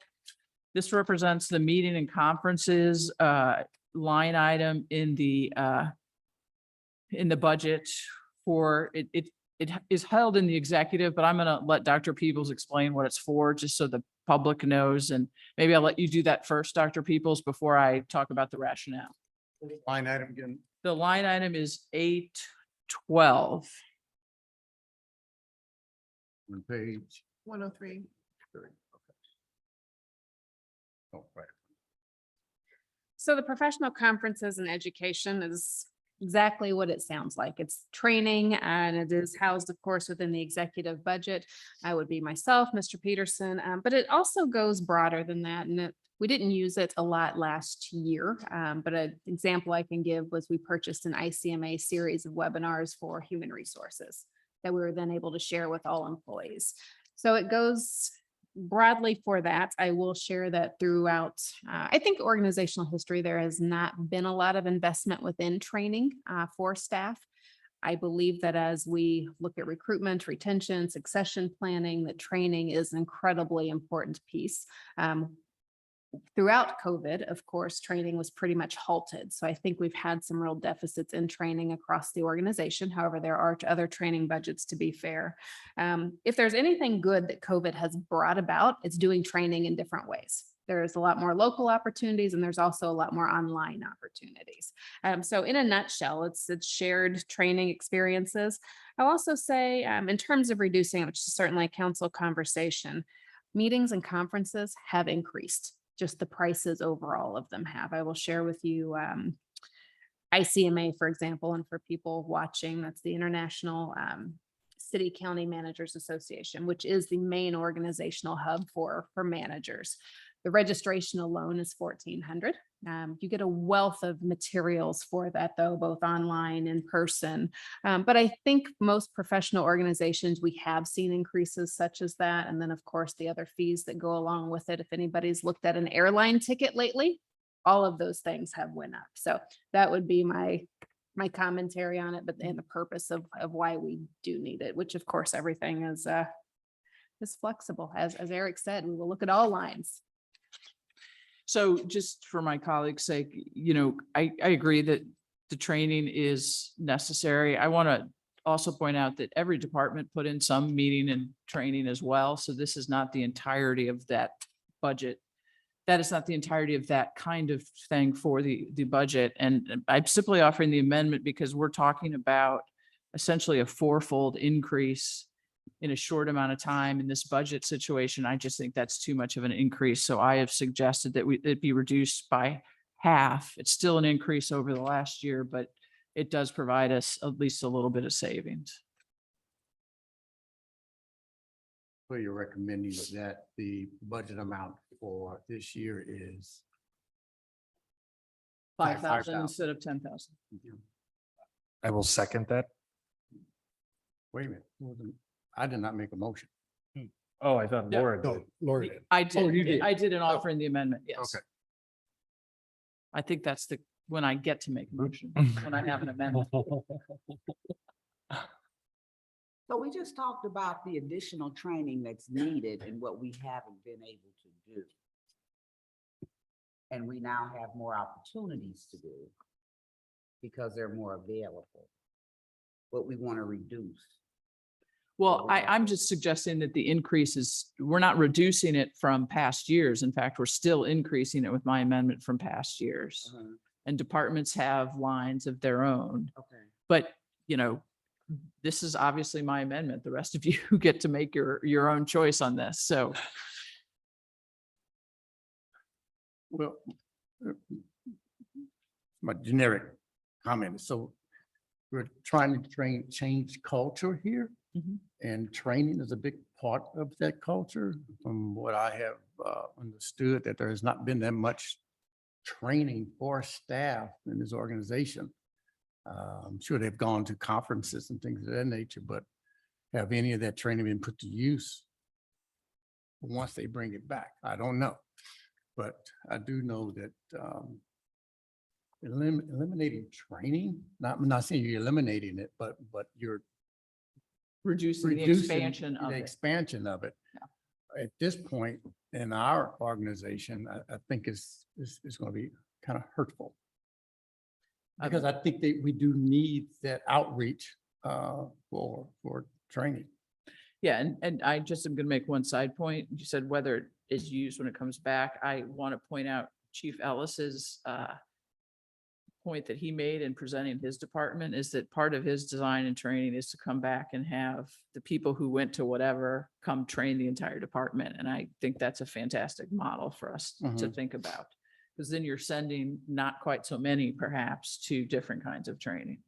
And we may just disagree on the number, which is fine. Yeah, I mean, because you're talking about trainer type. Yeah. thing. Yeah, but I don't know if 5,000 is going to be enough for the trainer. I'm just going back to my past years of going to conferences. I could gobble up $3,000 really fast. That's just one training. And sometimes it's, it might have been out of the state, but sometimes it might have been local. So that number is will stifle training some. So I just want us to be careful, we're trying to create on one end and then we're saying we're not going to support it on the other end. Other discussion? Dr. Peoples, I do have a question again. Are you saying that there are department heads? I know they have their own line item for meetings and conferences, but they could be included in the $10,000. They could. It depends on what the training opportunity is. The example I gave was the webinar series that we purchased that came out of that budget. So if there's other opportunities like that, yes, I would not, if there's something that's specific to a department, it could certainly come out of theirs. But the more general things that we're doing in terms of whether it's building culture or just trying to have some commonality in application, they would come out of that budget. Other questions, discussion? All right, I think we're ready to vote.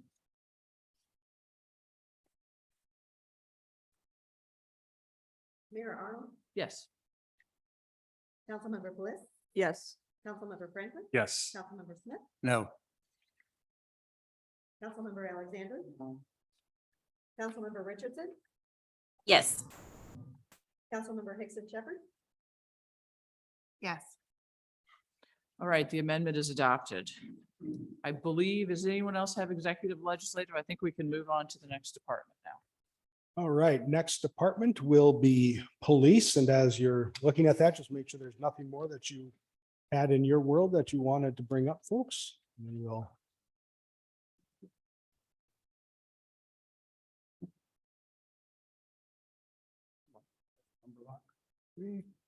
Like so, and then we'll use our tracker for the first time. You won't see much of a change, but it's there. Our $5,000 really didn't change much, but it's there. 1/10 of a millimeter. Yes. Anything on police, Madam Mayor? It looks like we do not have any questions, comments, or amendments on police, so I think we can move ahead. I have Oh, two, I'm sorry. Never mind. I'd like to talk about first 0209-826, which is communications, Could you give us the page number? please? page 132. As These we are go to that. contractual services. And effectively, I mean, the 2023 proposed budget is roughly the same as the 2022 amended budget. It's a little bit higher, about $5,000 higher than the estimated amount in 2022. But my question is, what are we spending $87,000 on in communications? So that is mostly 51,000 of it is Regis, the Regis Commission. And so communications regarding, police records and such through Regis. Then there also is the global CAD license for the PCs. You have MReach licenses for the mobile data terminals. So you see communications, oftentimes we think of that and we use that number in relation to Ms. Starkey's work in public affairs, but that also is the budget line that encompasses a lot of those data communications that's going on for our professional services. Gotcha. Thank you very much. And then if we could turn our attention to 0209-858, which is on page 133, Neighborhood Watch. 858. What do we do with $500 in Neighborhood Watch? It's for National Night Out. That's all. That's it's for that event. Yep. National Night National Out. Night Out. Oh, All right. Thank you. All right, anything further on police? All right, I believe we can move to fire. Madam Mayor and members, we did have one amendment on fire filed, I believe by Councilmember Richardson. We have it as F1. That is a decrease in the line 11,848, which is the fire department training budget. The decrease is 24,000, which would restore it to 12,000, the budgeted number from the current fiscal year. So I'll look at Councilmember Richardson to make sure I encompassed her motion correctly and let her take it from there. Yes, I just thought that with the budget constraints we're under, that this maybe wasn't the year to look at tripling that budget. And so I thought it was worth council's consideration to keep the training budget as it had been previously. It did look to me like in previous years, we maybe hadn't spent all of it. I know we're trying to up our training, but I don't know that this is the year to go quite as high as what was budgeted. Councilmember Richardson, would you mind if we let Chief Ellis have a moment to comment? Oh, sure. Madam Mayor, Council. Training, first off, looking at trending in the last 3 years of our budget, we didn't spend training funds. It was at 12,000, and I want to say even 2 years ago it was knocked down to 6. 6 was reallocated elsewhere. In my early on, my 5-month assessment here, my first 2 to 3 months, I spent a lot of time just visiting one-on-one with our firefighters, asking 4 questions. And one of the second question I asked, as I'm putting some qualitative data together, was where are we lacking? Where are we weak? What should we be doing we're not doing? Training was number 1. And for firefighters to agree on anything, recliners, ice cream, it's almost unheard of. For firefighters to agree on that training is where we're lacking. That was a joke, by the way. That training was number 1. We don't have a training department. We are the training department. For us to have a training chief would probably cost us somewhere around a battalion chief pay. Some cities in the area spend about $50,000 where they have a collaborative to hire, and they split one person between 4 fire departments for their training division. We are the training division. So to triple our training budget from 12,000 to 36,000 covers a few areas. One is we can't afford to hire a training person. So we are it. I'm asking more of our team than ever before. I'm pulling more out of them. To do that, I've got to send them out to get them trained so they can come back and train our workforce in a different way. Secondly, one of the initiatives that we have is to have a presence in Webster Groves, outside of Webster Groves, at the local and state and eventual federal level, where we want to put together a strike team of 4 people and technical rescue, where we are serving in those capacities. If we had a major event in the city, in the county, in the state, or even outside the state, where we are representing Webster Groves and taking care of people. So the budget is tripled because we also have only been doing live fire training once a year. 1 8-hour day a year for each shift. So 24 hours a year of live fire. We have a huge generational gap in our fire department. We have a handful of people with 20 to 27 years. Then we have a handful from that 10 to 15. We just hired 7 new people in the last 6 months that are heavy EMS background, but very green on the fire side. So that tells me that 2.4% of our call volumes are fires, but that's 100% of the opportunity for our inexperienced firefighters. And as firefighters age and have more tenure, to become at times more complacent. So those are our 2 critical areas of where we need to address the training side to prevent that call out of that 2.4%, where we could have a firefighter injury or death. So I tripled the training budget because there hasn't been a commitment to training our people. I have a lot of in-house talent, but there's a lot of technical skills that we need to send people out to bring it back. And so like the Madam Mayor said, I might only have 18 people to go out of the 36, but if I spend $2,000 on those 18 people, I'm still getting more classes for our people to come back and gain a skill set.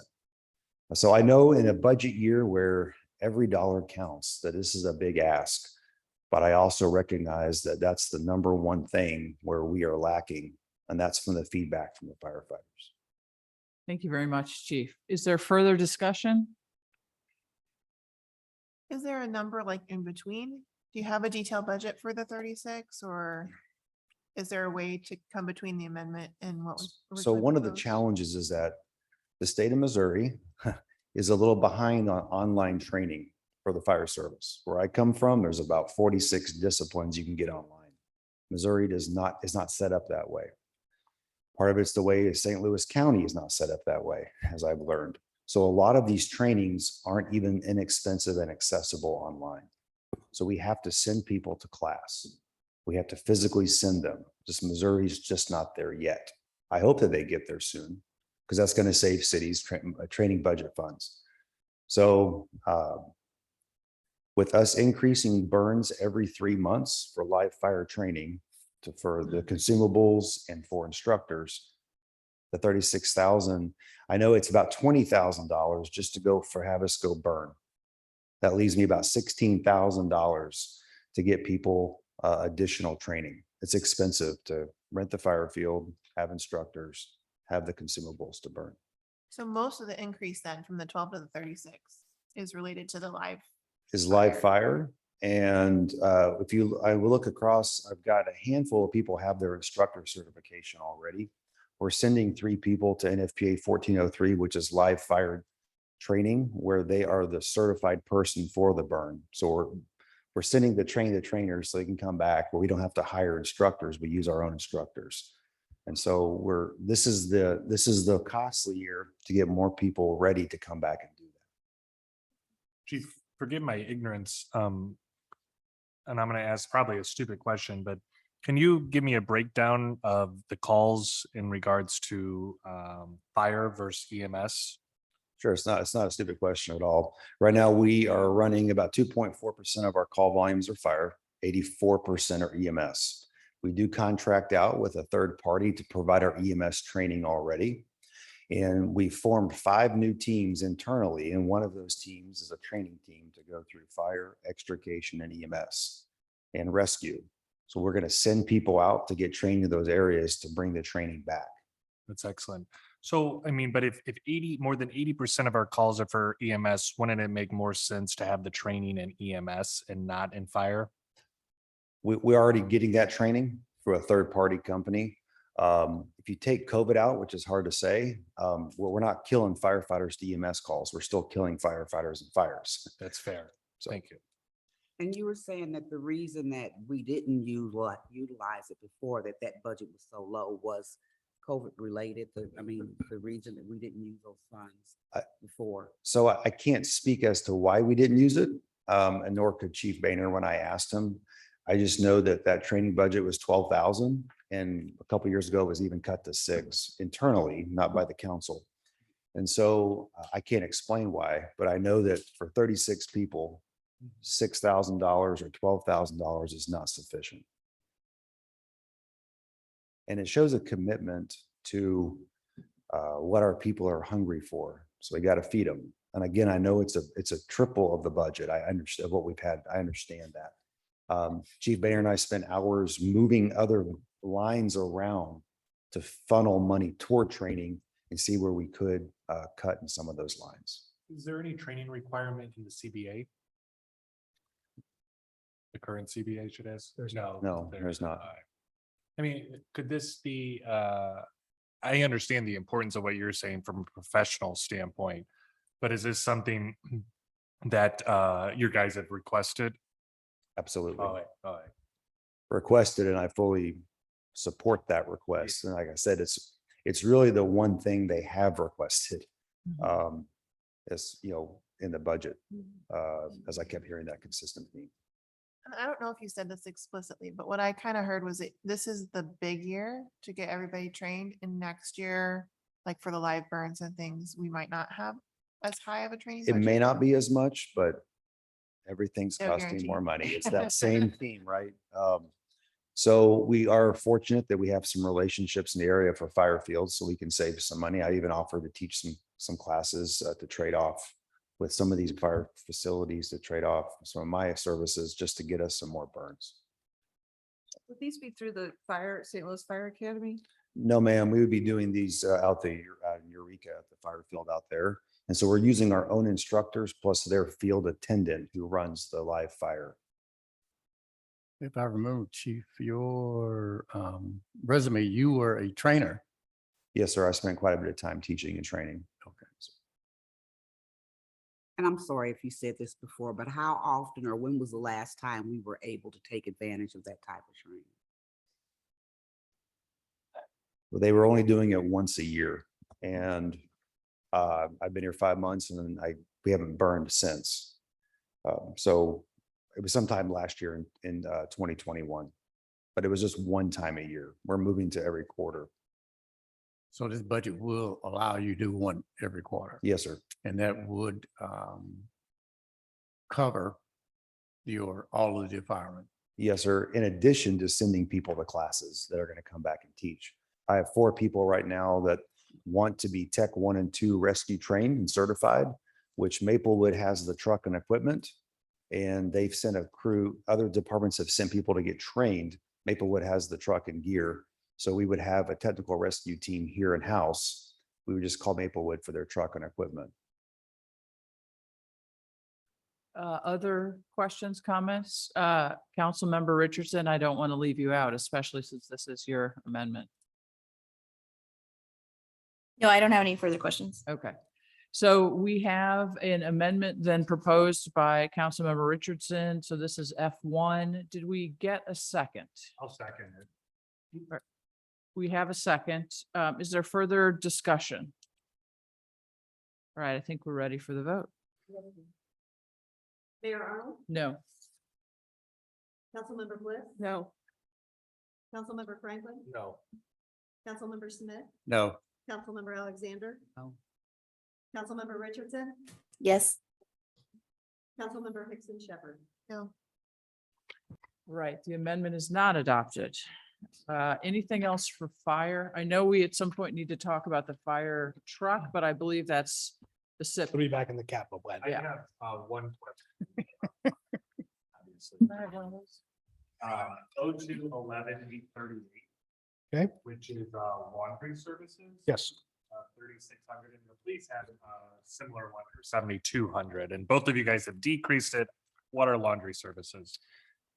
So the traditional practice here at Webster Groves is that we contract with a third party to bring in linens, towels, sheets every week. And that's $5,000 was in that line.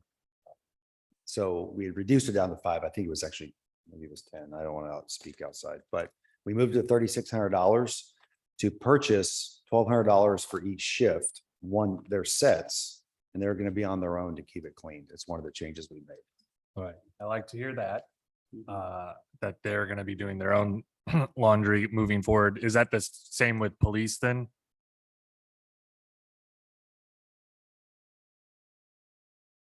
And Chief, before you sit down, I heard your first word say it's the practice of Webster Groves. What's the standard practice in other fire districts?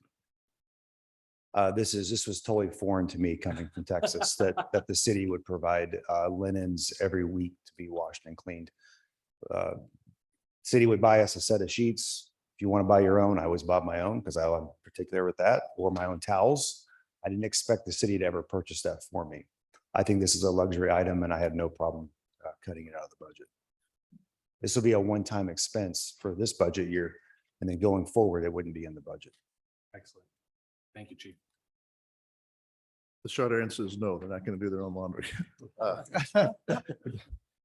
If you will look at past budgets going back to 1998, the line item cost for that has remained steady. We've negotiated constantly with the dry cleaners. The purpose of it, officers have to purchase their own uniforms. And the purpose of it is for them to look, to maintain the appearance, to look professional, and to make sure that they're done correctly, that those uniforms are sent to the laundry. There's unlimited, they can go as many times as they need to at that cost. So it's kind of like the training that for the academy, we pay one price, it's unlimited use. I hear what you're saying, Chief, but like when I go to court, I have to purchase my own suit and make sure I look presentable too with my own dry cleaning funds. So I just don't see why suddenly they get something special. Like why do our public works, for instance, do we clean their uniforms? I understand that they are in a more dangerous situation, but in a budget situation like this, I just question the veracity of the budget line item. It's not because they're in a dangerous situation. It's because this traditionally has been provided for the last 25 years. Yeah. We're certainly open to doing something different if you want to cut that benefit. But again, for the cost and for the way that the uniform is used and for the appearance of the officers on the street, we're much better suited to doing that than having them maintain the uniforms themselves. But again, I can understand Yeah. if you say we can't do it, we can't do it, but it's something that they're used to, and that the cost of it has remained constant for the last 25 years. Part of that is because of the informal uniforms, they don't require as much dry cleaning. So because of that, we've been able to maintain the cost. That's basically the history behind it. And we've maintained it. Understood. Thank you, Chief. Other questions or comments about, I think we were actually on fire, right? That's okay, though. All right, then I think we can move to Public Works. Madam Mayor and members, we do have one amendment in Public Works that was from administration. I'll pull it up on the screen here. And give me 2 seconds to get back. There we go. Get rid of that one. PW. So this is amendment PW1 in Public Works Administration. When we created the salary calculations and entered them, we realized in the calculations that we did that a staff member that was transferred recently had not had his salary added into the calculation that was entered in the budget. So there is a staff member in a role that would be unfunded if we don't pass this amendment. So we're correcting an error that finance made as we put the budget together. So the overall increase is 47,618 in the 3 lines that you see in the description, the salary, fringe, and pension and such like that. So we do need that included in the budget. All right, do I have a motion for the adoption of amendment PW1? Mayor, I moved it that we adopt amendment PW1. Second. Is there discussion? All right, let's vote. Mayor Arlen, Yes. Councilmember Bliss, Yes. Councilmember Franklin, Yes. Councilmember Smith, Yes. Councilmember Alexander, Councilmember Richardson, Yes. Councilmember Hickson Shepherd. Yes.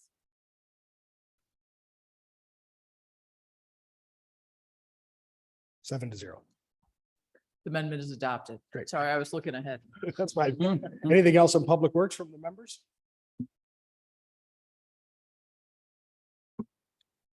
Moving on, then we'll obviously do the capital plan separately, but Parks and Recreation.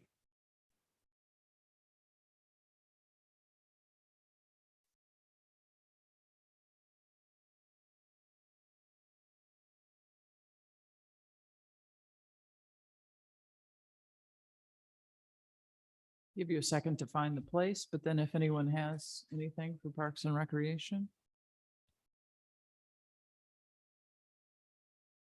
I mean, besides what we have here. The park fund will be through employee compensation. If they're talking about the amendment there. On EC1, amendment EC1 will be employee compensation.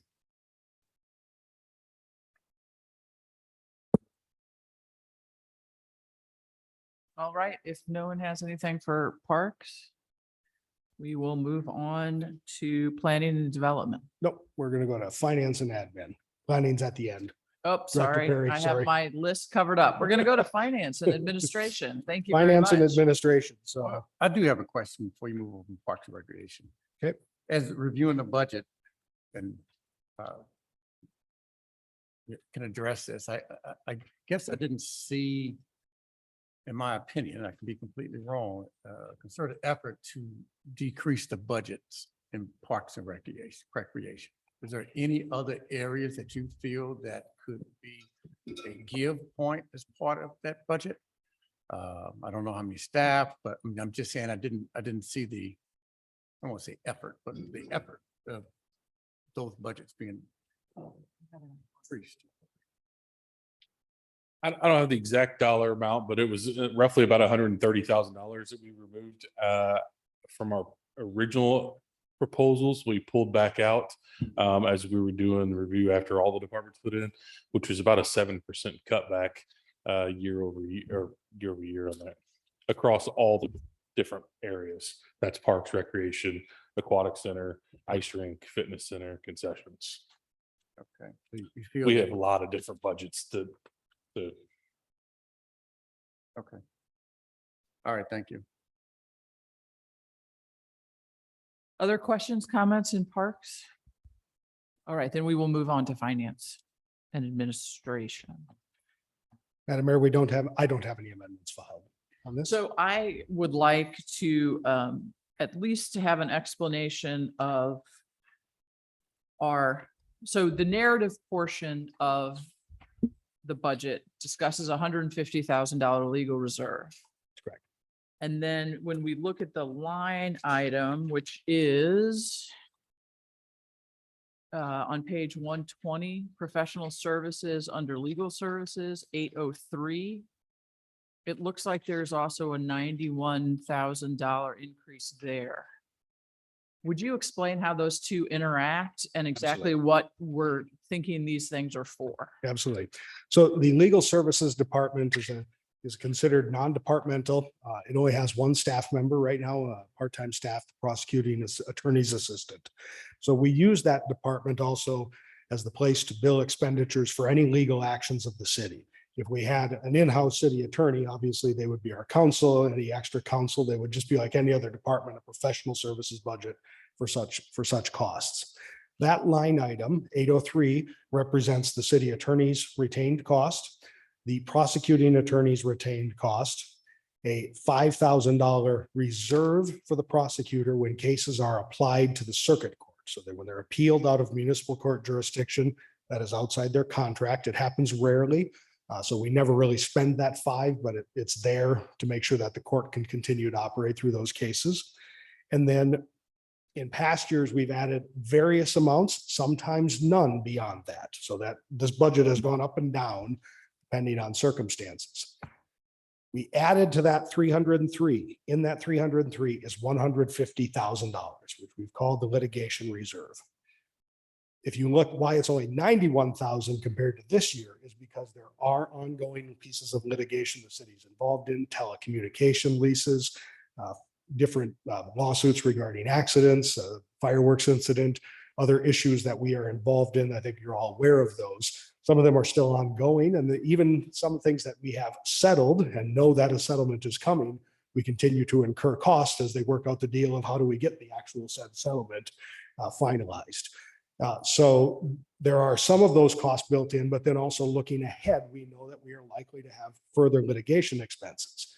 Also built in with the concept of building a legal reserve, a litigation reserve, is we have, back to the manager's budget discussion, we've overinflated or overstated the manager's budget by using it as a place to house services like the expenditures for a development agreement with the potential Douglas Hill proposal. So in the future, we would use the legal services budget, which is where, in the estimation of us and the budget team and putting this together and the city manager, those centralized costs should be. If the city is going to engage in any kind of a development agreement or some of those potentials, that would be a potential use of those funds. Also, just then for unknown litigation, if we need a second opinion, which we have used at times, the council has had that would be the budget that would pay for that. So again, we're putting a reserve up front to prepare for those scenarios. So in my initial mistaken reading of the budget, I thought we had a 91 increase plus $150,000 increase. And in fact, it's just the 91. That's correct. And will there be a separate line showing that litigation reserve? So we historically have not budgeted separate reserve lines, and we certainly could go down that road. I think it is something that our finance culture here has not had in a big way. Essentially, we will put that in there and have it and be ready for, it'll be part of our quarterly review, our expenditures out of it and such. And is this a reserve that we think we need to build up more? And this is just the first 150, or is this like, we only need this would not be an ongoing building reserve. So this would fall to zero at the end of each fiscal year, and then we would replenish with appropriation. So the goal is to use a few years here to really set a baseline of what's our normal legal activity that we can expect, and also what are the things we may know of. Again, if there's a development coming, what is the potential for potential legal exposure or need for outside services. Any other questions or comments in finance and administration? And again, ARP we'll come back and discuss. So, all right, let's move on to debt service then. Debt service is our easiest budget. Does anyone not want to pay the debts of the city? So let me know and we'll make a change. Any questions, comments, amendments?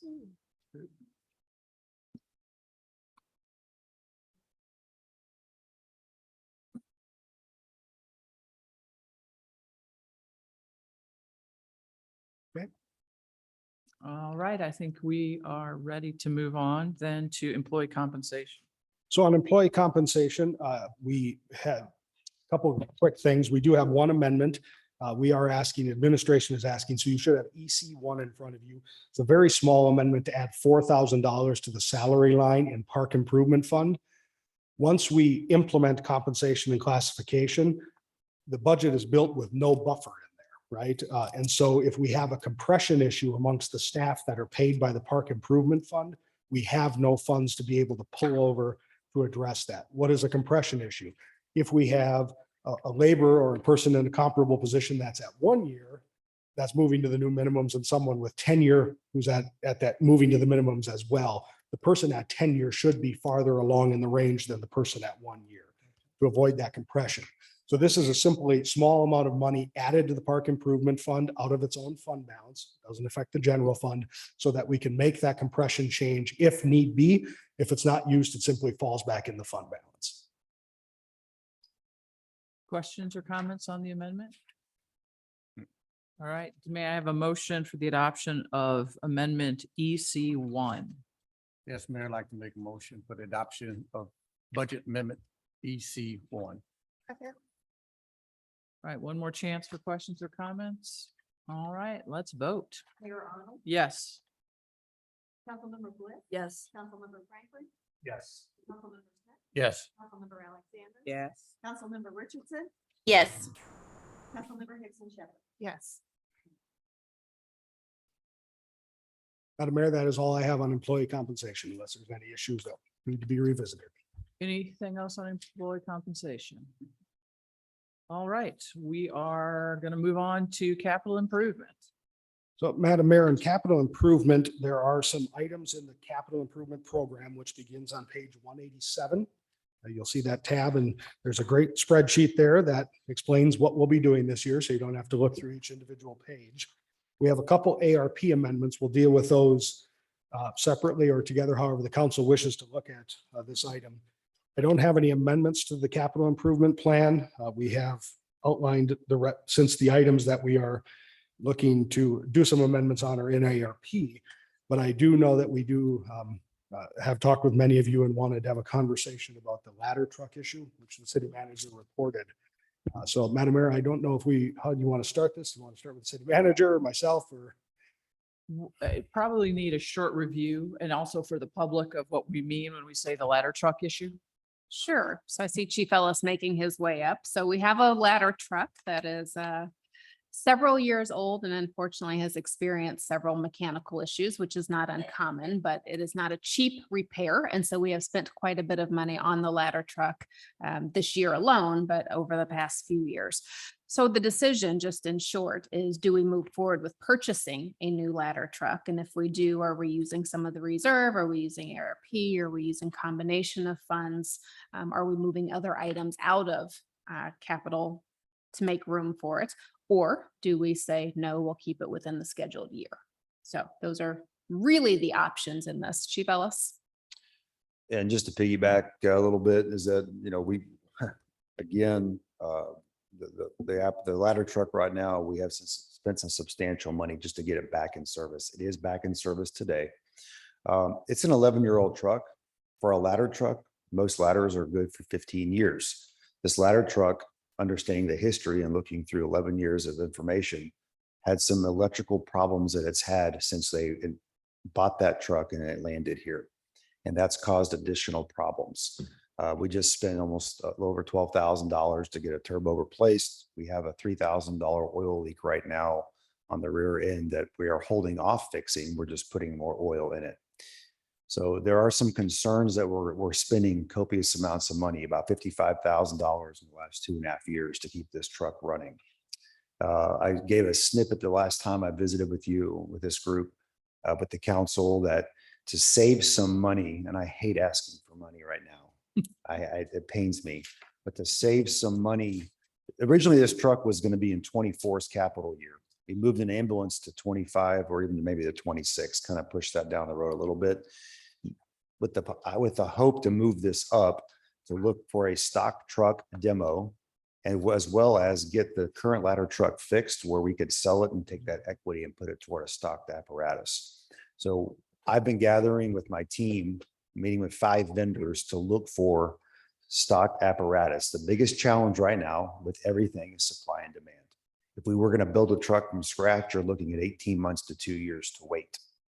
But they produce these stock demo trucks. They discount these anywhere from $75,000 to $150,000. And then our current ladder truck is somewhere is worth between $150,000 and $300,000. So to get us at that $1 million or just below, and there are even a couple trucks out there right now that are in the $900,000 range for an aerial. So that's kind of the money side of it that I would put together a presentation for you to show you these are our options. Based on our ISO rating of a 2, based on how we staff, why we staff, and the need for an aerial, I would say this is a top priority. I know the fire department gets a lot of resources and love from the city. My concern is just the lack of confidence in this current apparatus. We got it back from being fixed. $12,000 later, we drove it, pumped it, raised it, and used it for 4 hours straight. It was fine, but we don't know what's going to happen tomorrow. So I'm just concerned with the repair records. We spent over $100,000 since we've had the truck just to keep it running. So you said it was $100,000 since we've had the truck? Yes, sir. That was my next. But 55,000 in about the last 2.5 years, which is more concerning. We have $35,000 in our line item for next year for maintenance costs for our apparatus. Obviously, if we had a newer apparatus, that number would probably go down some because we have a newer apparatus. Okay. Other questions, comments? And you said a stock truck runs about how much? It's anywhere from $75,000 to $150,000 less. Because we're not custom making it for Webster Groves. You can make some adjustments depending on where it is in the process. They have some trucks already just sitting kind of on a showroom floor that they discount because they want to sell it. What's the standard practice of fire departments? To always custom make it or just to get That's standard, and that you pay a couple $100,000 for that little oval logo that says custom made for Webster Groves or square logo. You'll always pay more for that. So whether we were replacing it now or in 24, we would have to make decisions now if it was going to be 24 or 25, if we were going to build a fire truck. But there are plenty of options out there that suit us really well for our needs for the city of Webster Groves and our facilities. So a stock truck is basically a brand new truck. It's just not. It is brand new. It's just not, it's not custom built from ground zero. It's already built. I also talked to the 5 vendors, the salespeople, and said, give me some prices on slightly used apparatus, maybe 1 or 2 years old. Those are hard to come by because they cost so much, but anywhere we could save a couple $100,000 is where I was looking. And you said the life of the standard expected life of the truck is approximately 15 years, and the one we have is 11, but we're experiencing. So per NFPA, you should get 15 years front line out of ladders and 5 years reserve. Engines, you should get 10 years, 5 years reserve. That's per NFPA. That's what their recommendation is.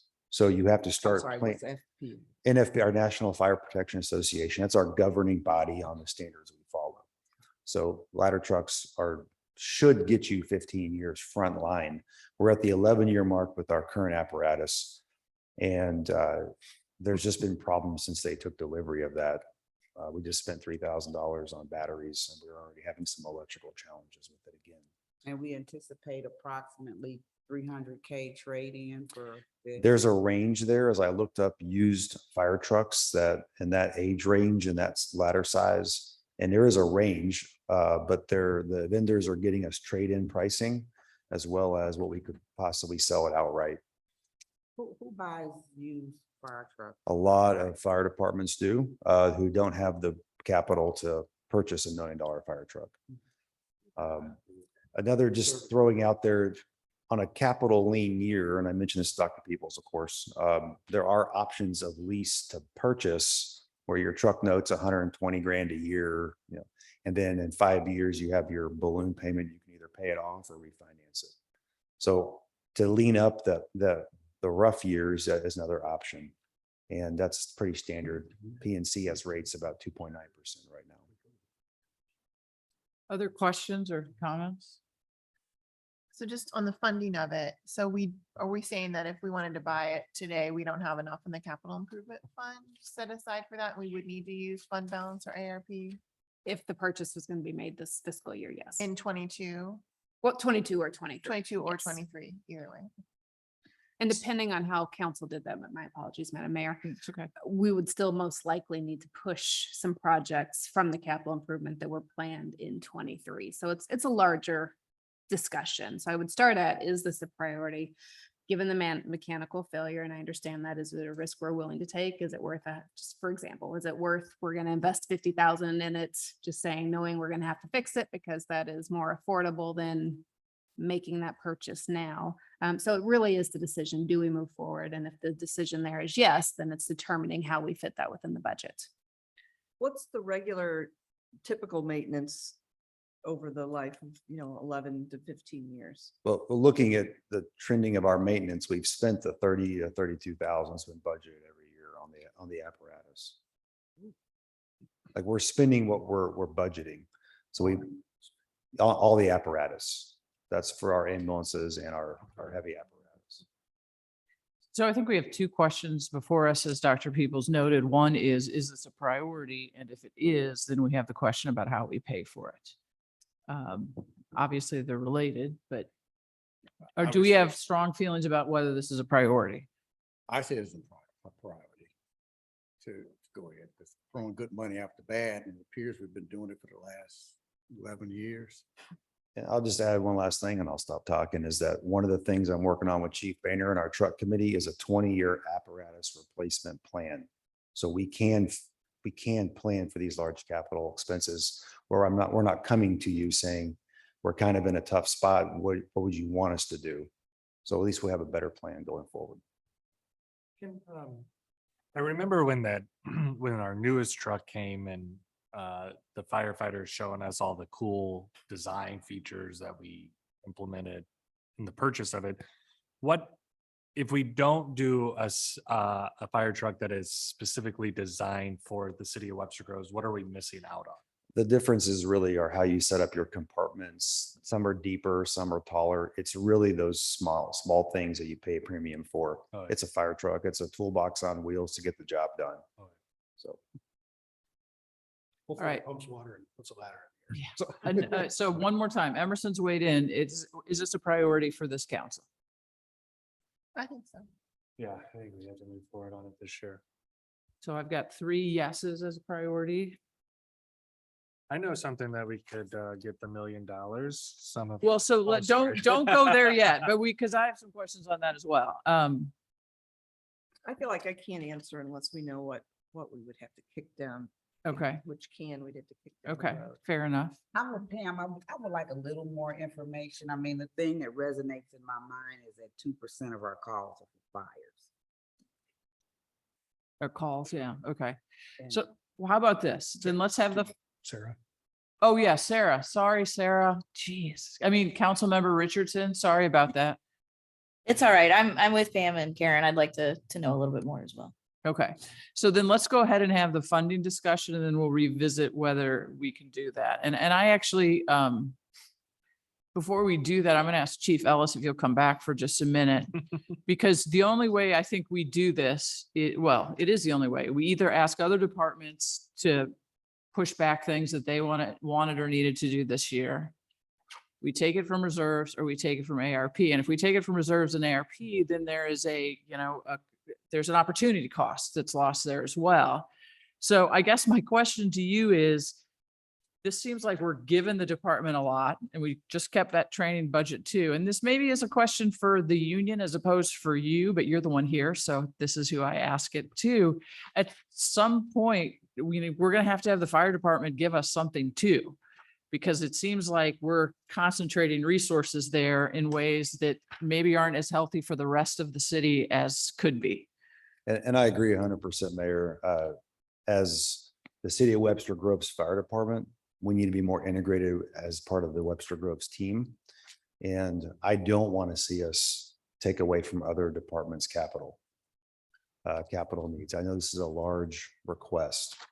I'm not going to stand here and tell you that, if we don't do this truck, babies are going to die. I'm not going to tell you that. That's an old Alan Bernstein thing, by the way. But I will say that not having the confidence in an apparatus for a rescue, an elevated stream with our facilities is concerning to me. But I understand the dilemma, and it's fantastic. I've been here 5 months and I'm asking y'all for $1 million. But that was not my plan. But I am trying to create some solutions to offset that cost, and it could come in under based on the market and some of the other options. But I understand the fire department does get a lot of benefits, and I would not want to pull from other departments' capital because they have their priorities and needs as well. I mean, I'm a team player. I'm a head coach, but I'm part of this team out here with these directors. Yeah. All right. Thank you very much. You look like you have something. that I you'd always like have things to say Yeah. about fun things. So. Mr. Peterson, Good. before you start, I'm sorry, I thought Councilman Franklin, did you have a question for Chief Ellis? Oh, no question for Chief Ellis. I was just kind of. He's plotting where the money's coming from. Well, let me plot first. If I can. Yes, please do. But we've looked at this in a few ways, and the city manager is correct. If the council is not wanting to use any fund balance or ARP, then we're talking about things in the budget that you see now budgeted having to move to make that happen. So if you take the fund balance or ARP off the table, people are going to lose out. If you keep them on the table, I think there are ways to move some things around that historically are out of our norm, but are legal, and it's just the way we haven't done things. So I think there are some options there if you're going to keep those on the table using ARP and or the fund balance. Namely, without taking anyone else's, we do have, if you go, and I'll just walk you through this. If you go to page 189 in the capital improvement fund, we could, without hurting fund balances, if you look at the bottom half of 189, we could move the capital improvement investment this year for Parks and Rec in flooring, HVAC, circuit and cardio equipment, and the chipper to the park improvement fund. Out of our norm, but legal. Okay. We haven't normally done that. We've kept them in capital, but it is legal. That gets you $300,000. We've just added about 140 in increased revenue to the capital improvement fund that we're expecting. So if you add that up, that's about $440,000 that you have. Sorry, Eric, you Yep. said you were looking at the bottom of 189. 189. So if you look at, there's a whole series of rows there that start with P and R. You see that, Councilwoman? Yeah. So down to the bottom, you see it says Parks and Recreation subtotal. That's the 301. So that gets The three you, areas you just mentioned were flooring. so those four areas that are the flooring, the HVAC, circuit and cardio equipment, and the chipper. We could move those to the park improvement fund. Again, not our norm, but not illegal by any means. It's an appropriate use looking at the resolution on park fund. Scott Davis ready to throw me over the. No, but Okay. I wanted to give him the opportunity to comment if he'd like to. I think that's a signal he wouldn't really like to. So you just said take those funds out of. You take it out of capital improvement and put it in park funds. The rationale being the capital improvement fund can be used at any department in the city. Park funds are for parks. So for this year, we could move that and not affect the fund, not greatly reduce the fund balance for park improvement fund. There would still be a sizable balance left there if we did so. But that work will still be done. They would still be done on the plan this year. They're just a switch of the funds. And then if you, between that and the new revenue, you're at 440. And then it becomes a question of what is your, without making any other cuts, what would you use, ARP and fund balance to what level? Essentially, for $550,000. I'm just giving you a rough number, the back of the envelope math there. It certainly is an allowable use of the fund balance by all means. It's a life and safety issue. If you view it as that kind of priority, it qualifies with ARP, certainly goes in with what we could use ARP for. So those are some potentials there. That you can, if you wish, take things out of the capital fund that are programmed. We can talk about each of those items and whether or not they can be pushed back. We have pushed back things in previous years to get to this year, expecting revenue to come back, and it's starting to come back. I want to point out to you, if you just go to FY '24, so just look on page 180, excuse me, if you will go with me. 180 what? 189 on the bottom. Go down to where it says capital improvement fund total under the FY '24 column. Next year is at 2.6 million. That includes the million for the fire truck. Okay. So if you take that million out, already capital plan for next year is spending every dime that comes in on the capital improvement sales tax. So for everything we move back from 23 to 24, we're going to create a cascade of, overspending the account and having to move things back. Can be done. We can do that. It's ultimately going to need, if we're going to catch back up, we've got to make some investment sooner or later. So if we were going to spend $1 million this year on other stuff, and we spend $1 million instead on the fire truck, Mhm. and then spend that $1 million that we were going to spend next year on the fire truck, isn't that what creates the problem there? So I'm saying you can spend $1 million this year, but only if without changing anything, only if you're using some different fund usage than the way it's programmed right now. I see what you're saying. But sooner or later, this is that long-term capital plan problem I mentioned that we have, is that these big purchases generally cause a real hard swallow on certain years because they way exceed the revenue that comes in. Our capital plan doesn't have much in reserve. We use 1.6 every year. We use the revenue every year on the capital plan. So you're saying too that in FY '24, this 2.6 that we have on the paper, we don't actually. That's It's correct. more than what we would have. It's more than in what we would revenue. have. It's more than what the fund balance will have. So regardless, even if you don't do it this year, next year, we're going to be back having a conversation about what changes, what moves to make the fire truck a reality. So, I mean, I think there's ways to do this with a little bit of everything. And so, I mean, I think the fire department is going to owe a big thank you to almost every department under my proposal that I'm about to offer. But for instance, on page 193, the portable radios for the police, that's $30,000 that could be pushed back to next year. I would also argue that the replace in-car video recording system of $27,000 can be pushed back to next year. I would also argue that our wonderful street sweeper can be $250,000 can be pushed back to next year. I would also argue that the wood chipper, which is I think $45,000 or something, can be pushed back to next year. And also the replacement of the cardio equipment on page 234 of $113,000 can be pushed back to next year. We already pushed that one year at least, maybe even two. It's being used Yeah. less. Well, we've pushed it 2 years. I know. Yeah. Like I said, the fire department's gonna owe a big thank you to everyone, so. So, but that doesn't solve what you're telling us is the problem. Pushing it back. We're not gonna is- have money next year either. Yeah. So next year, even if you take the fire truck out and don't push anything to next year, we're spending every cent of the capital fund next year on what's already planned. So anything pushed back is going to create a spending problem next year as well. Isn't, I might be confused, but isn't the fire truck what's in FY '24? Didn't we push that? It was originally in FY '25. We accelerated it management to FY '24. So it's there, you see it. Yeah. You're not gonna get to. So the capital plan for '24 right now is spending 2.6 million. Our revenue will be about 1.6 unless we have really great returns. And we'll have about 200,000 in the capital improvement fund balance.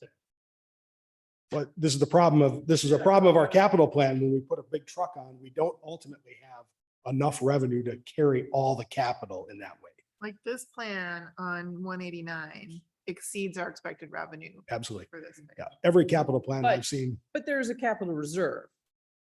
it's the Is- fund balance for the capital plan, which is Correct. $200,000. Okay, How so much is yeah, it's lower than I thought it $200,000. was. Yeah, okay. This goes back, if you remember my conversation, when we talked about fund balance, that we start to look at for these large things, whether or not we segregate some piece of the revenues every year to plan for large capital asset purchases, like a fire truck, if we've got the 3 dump truck here, using an example, where there's big costs like that, that we have a fund built up, a fund reserve meant for that. What's our unallocated ARP? 2.7 million. 2.7. So what I think I'm understanding, what you're saying is that there's different ways that we can pay for this. 300,000 can come out of the Parks and Recreation Fund. 300,000 can come out of reserves. 300,000 can come out of ARP. Well, we forgot the 140 additional. Yes, exactly. So I just want to clarify. revenue in Capital Yes, improvement. So right. that, so we need to figure out how to pay for 550,000, correct? That's correct. I just want to be very clear. It's not coming out of the park fund. So we are moving other capital costs to the park fund, Right. the capital fund, Yeah. because we can't pay Right. for a fire truck out of the park fund.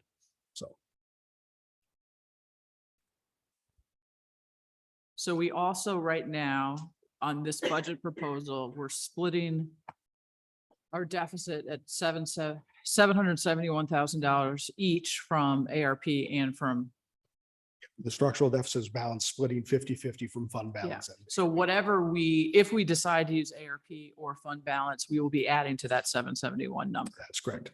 Just into the capital fund, not to the general Yeah. fund. When will we get the second tranche of the ARP? September. So if my, go ahead, sorry. Just as far as the process goes, how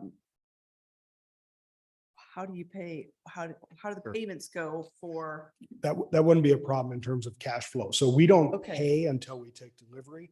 What it is we have to lock up the money through a purchase order. Okay, So we would lock up that money, and essentially in the back, what we're saying is the full faith and credit of the general fund balance will cover this until the second tranche of the ARP comes in. Okay. And then we just simply move that money in that Okay. spot. So if my back of the envelope here is correct, if we just split that additional funding between ARP and fund balance, it would be about $936,000. I believe so, yes. Yep. We looking for Chief Ellis, if that's enough? Is that what we're checking on? No, I'm Okay. just Yes. having somebody check my math. I'm not following you, I'm not following you. So right now, we're paying, we have in this budget, we already have $771,000. If we split the $550,000 that we need still to pay for the fire truck, if you split that in half, that's $225,000, $100,000 for each ARP and fund balance, 711 plus 225 is 936. So Is that right? Yeah, I'm not the math person up here, by the way. I mean, my thoughts would be to just do it all with ARP. It's a problem, it's gonna be a problem no matter which year we do it, and that just seems to lift the weight off of a lot of departments and including the fire department, if we just. That is giving back to the community. Correct, and it is. a So when you beautiful- a say, beautiful thing. when you say all of it, do you mean the entirety of the purchase price or the 550,000? The entirety of the purchase price from this would come from the second tranche of the ARP. Even not using the additional capital improvement sales tax money we just amended? Oh, well, we could do that. I would rather not take from any of the other departments to pay for this if we've got the ARP funds available. If we were to push the fire truck purchase to next year, we're looking still at $1 million deficit in our capital improvement funds, right? But at least everything else would be getting accomplished this year.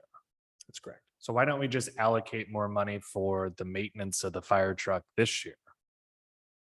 You certainly can. Whether that's And just it's a figure this value out next year, proposition. and then we can figure out if it's necessary and see, we press our luck, so to speak, but at the same time, things are still going to get accomplished for every other department and where there's going to be money for the repair, the maintenance of this fire truck.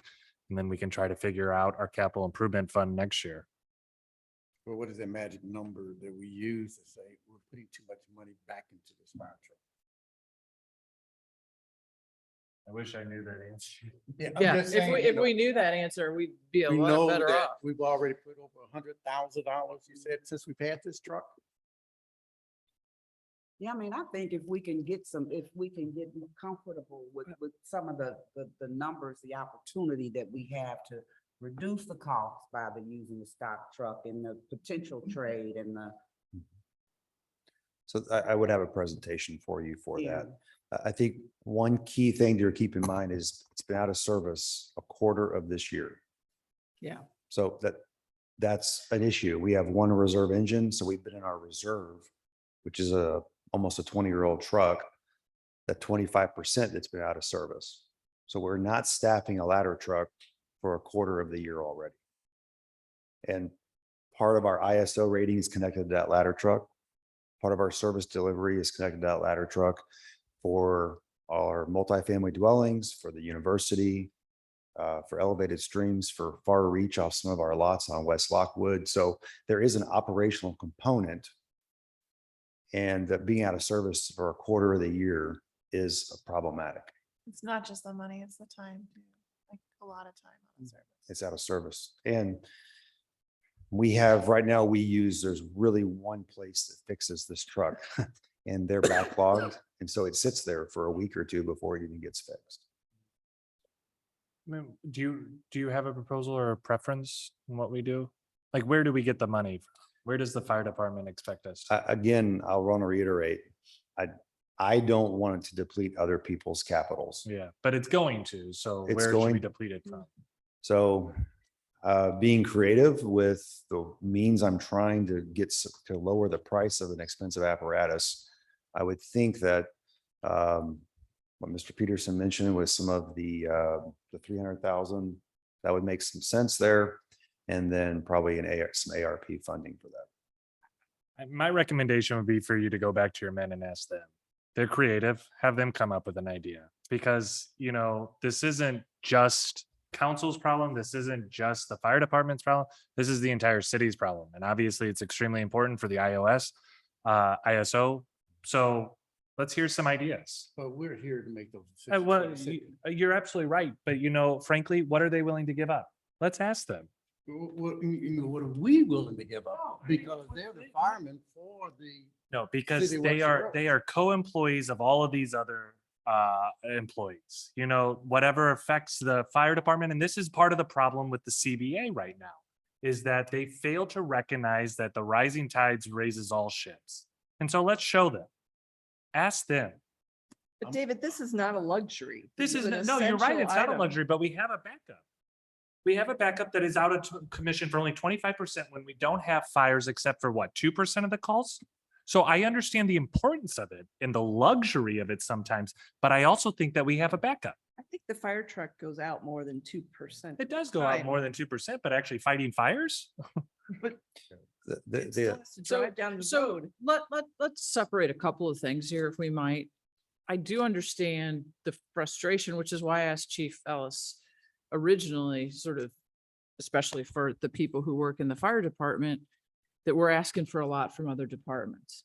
I personally don't believe it's the firefighters' responsibility to prioritize where this money comes from, but they do need to know that we expect them to be team players in this city with all the other employees. Yes. And I think that's fundamentally the point you're trying to make. Yes. So can we go back to the question here? We've talked a little bit about different ways of financing. Can we go back to the question of, is this a priority for this fiscal year? Once again, I'll say yes. I say yes. I agree. Sarah? I think yes. Okay, so now we're to the point of figuring out how we fund it. And so fundamentally, we have, I think, three questions. One is, do we change some of the park funding mechanisms to the park fund, its park improvement fund from the general capital improvement fund? The second question is, do we use ARP? Third being, do we use reserves? Yes to all three. So question number one, I guess, is the park. Are we comfortable moving that for this year? I mean, I think it's important for us to say, this is not a new standard way of doing business. At least for my preference is it's not a new standard way of doing business. Well, and I guess I still don't really understand what the impact to existing expenses for the park budget is. Like, is there? And I can't imagine there's So- no. Well, I'll let Eric answer that. Councilmember Richardson, what we're talking about is moving $300,000 of expenses from the capital improvement fund to the park improvement fund. That would not change any of the other currently budgeted items in the park improvement fund. It would be an addition to them. It would come from the fund balance in the park improvement fund, which is right now scheduled to, it's over $1 million at the opening of this fiscal year and would end the fiscal year at about $398,000, excuse me. Without us changing. With the change, it would end at 398. Without the change, it would end at 698. But part of the reason we maintain that balance is for future projects, correct? And we have a huge future project coming. It is not scheduled to that fund. If you look at this, you can see the park improvement fund on page 190. You will see that park improvement fund has $200,000 next year, $210,000 in 25, $235,000 in 25. And it's making well over $1 million a year. So we are, and I'm not suggesting a change, but we are reserving a lot of that revenue year over year. And Sarah, I think, are you referring to the pool? Yes. And that is scheduled to come out 100% from bond issue. Is that correct? As opposed to any of the park I don't improvements? think our bond issue is expected to cover 100% of the cost. I'm going to ask Scott that. So it's the bond issue plus grants, but do you expect any need for the park improvement fund for the pool? I think is the fundamental question. There's $300,000 slated in there for design and construction document phases. Actual construction of it would all be funded at this time, which we haven't designed anything, but in my mind, and I everything would be funded through a bond issue if the residents choose to approve that, and about $5 million there and about $1 million worth of municipal park grants I hope to apply for and get awarded. And what fiscal year is the 300,000 that you referred to in? This coming Right. fiscal year. And that would not be affected simply by moving. That this one's already funding in the park source. fund, Yeah, yes. okay.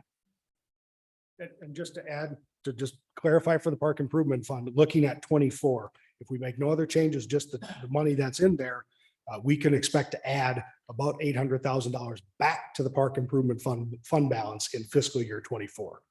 Because we're taking in $1 million, but only expending $200,000. So we're adding $800,000 to that reserve in a year. Might be low for a bit, but it'll build itself back up the next year. Exactly. So Sarah, does that clarify your question? Yes, thank you. Madam Mayor. Yes, please. I'm going to throw out a couple of different thoughts. I want to follow up on Councilman Franklin and the exchange, just because people watching may not understand some of the cost and the conversation connection back to the collective bargaining agreement. So our fire overtime has been very difficult this fiscal year. And as I've continued to remind council, we're not done with this fiscal year. And that's for various reasons, injuries, FMLA, there's all kinds of things that we have not been able to keep up with what we call our minimum staffing. And so therefore we've had a lot of overtime cost. Council, it's been several months now, but through me, we did ask the shop, if you will, those bargaining members, if they would help us throughout this, because we have $256,000 in this current fiscal year budgeted for overtime. So 256,000, we're upwards of $600,000 in overtime. So that's $300,000 that was not accounted, that has had to be transferred from the general fund. So we did ask for their partnership in that, and the response was no. And so I think that's where the frustration comes in, because that $300,000, quite frankly, buys a third of a fire truck. So I cannot speak for them, but what I would say in terms of partnership as we do this, perhaps there is an opportune time now. It is time sensitive, but perhaps, council goes back and asks the shop, can we again talk about minimum staffing if we move this fire truck purchase up this year? Because there's only so much money in the pot. We can do what Mr. Peterson is proposing. It's not a bad use of funds, or in terms of costs, shifting some of those Parks and Recs funds to a different fund. We can still do that. We would probably have to do some of that. But I think it makes it a little bit more tolerable, if you will, if we have some buy-in from the fire department shop members. So that is just one suggestion I have. Again, that's time sensitive. If we wanted to ask them if they would help us. And I don't know what that limit is, when would we go back to minimum staffing? What are we really asking for? But I can help put some parameters around that. I would also say that there's a couple of other fire department costs within the capital plan for FY23. I do not want to speak for Chief Ellis. I don't know if they could be moved, and they only total about $100,000. But if that's something that we could do, perhaps push those rather than asking other departments to do so. That's a little bit of an idea that we could do there as well. So we'll leave it at that. But I do think somehow in terms of the fire truck, which if it's a priority for fiscal year 23, then it's a priority. But we can ask for the fire department's partnership. Thoughts? Is there an indication that the overtime will continue into the next fiscal year or not? Excellent question. Thank you. I'm going to refer to you, Chief Ellis. The twofold response, actually three. One is just culture. So we're working on culture shift. It's going to take some time. Understanding that we are one of many departments here as a team of Webster Groves. Number two, anytime we have someone off on long-term leave based on our current staffing, we're going to backfill. So it's going to continue. We still have somebody that will be off paid through the end of the summer. We do have an individual coming back at the end of the summer, which will help us from a deployment. And so I think between the city manager and the shop with those conversations as they have with the CBA, that's where they'll probably work some of that out. I'm just kind of there to answer when I'm asked to answer. But I just think that, I've never worked somewhere that had that much overtime before. I've always come in about 75% of my overtime budget. So for me, inheriting this challenge was foreign. And it's dramatically foreign at $325,000. So all I can say is I'm sorry. And my job is to ensure that we stay within budget next year and our overtime. And that honestly will affect possibly down the road, some of our trainings. If we're overtime is already pushing the limit at 50% of the year and we're at 50%, that's great. If we're at 60% of our overtime budget at halfway through the year, then that 10%'s got to come from somewhere. So we'll have to adjust some of our practices. Chief, no need to apologize, but I appreciate it nonetheless. This isn't your fault. It's not their fault. Just like you said, just the way the situation that we're currently in. I think Pam had suggested earlier, and I see where this is going. Pam had suggested earlier the idea of just using ARP funds just to fund it all. And it's like, at this point, let's just do it. I mean, I think it's the simplest, cleanest way of doing it.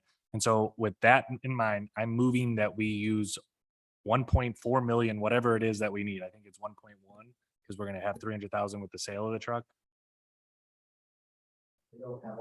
Yeah. So $1 million at least based off of this from the ARP in order to purchase a new fire truck this fiscal year. That's my motion. I don't know if it's going to die, but. Is there a second? I'll second it.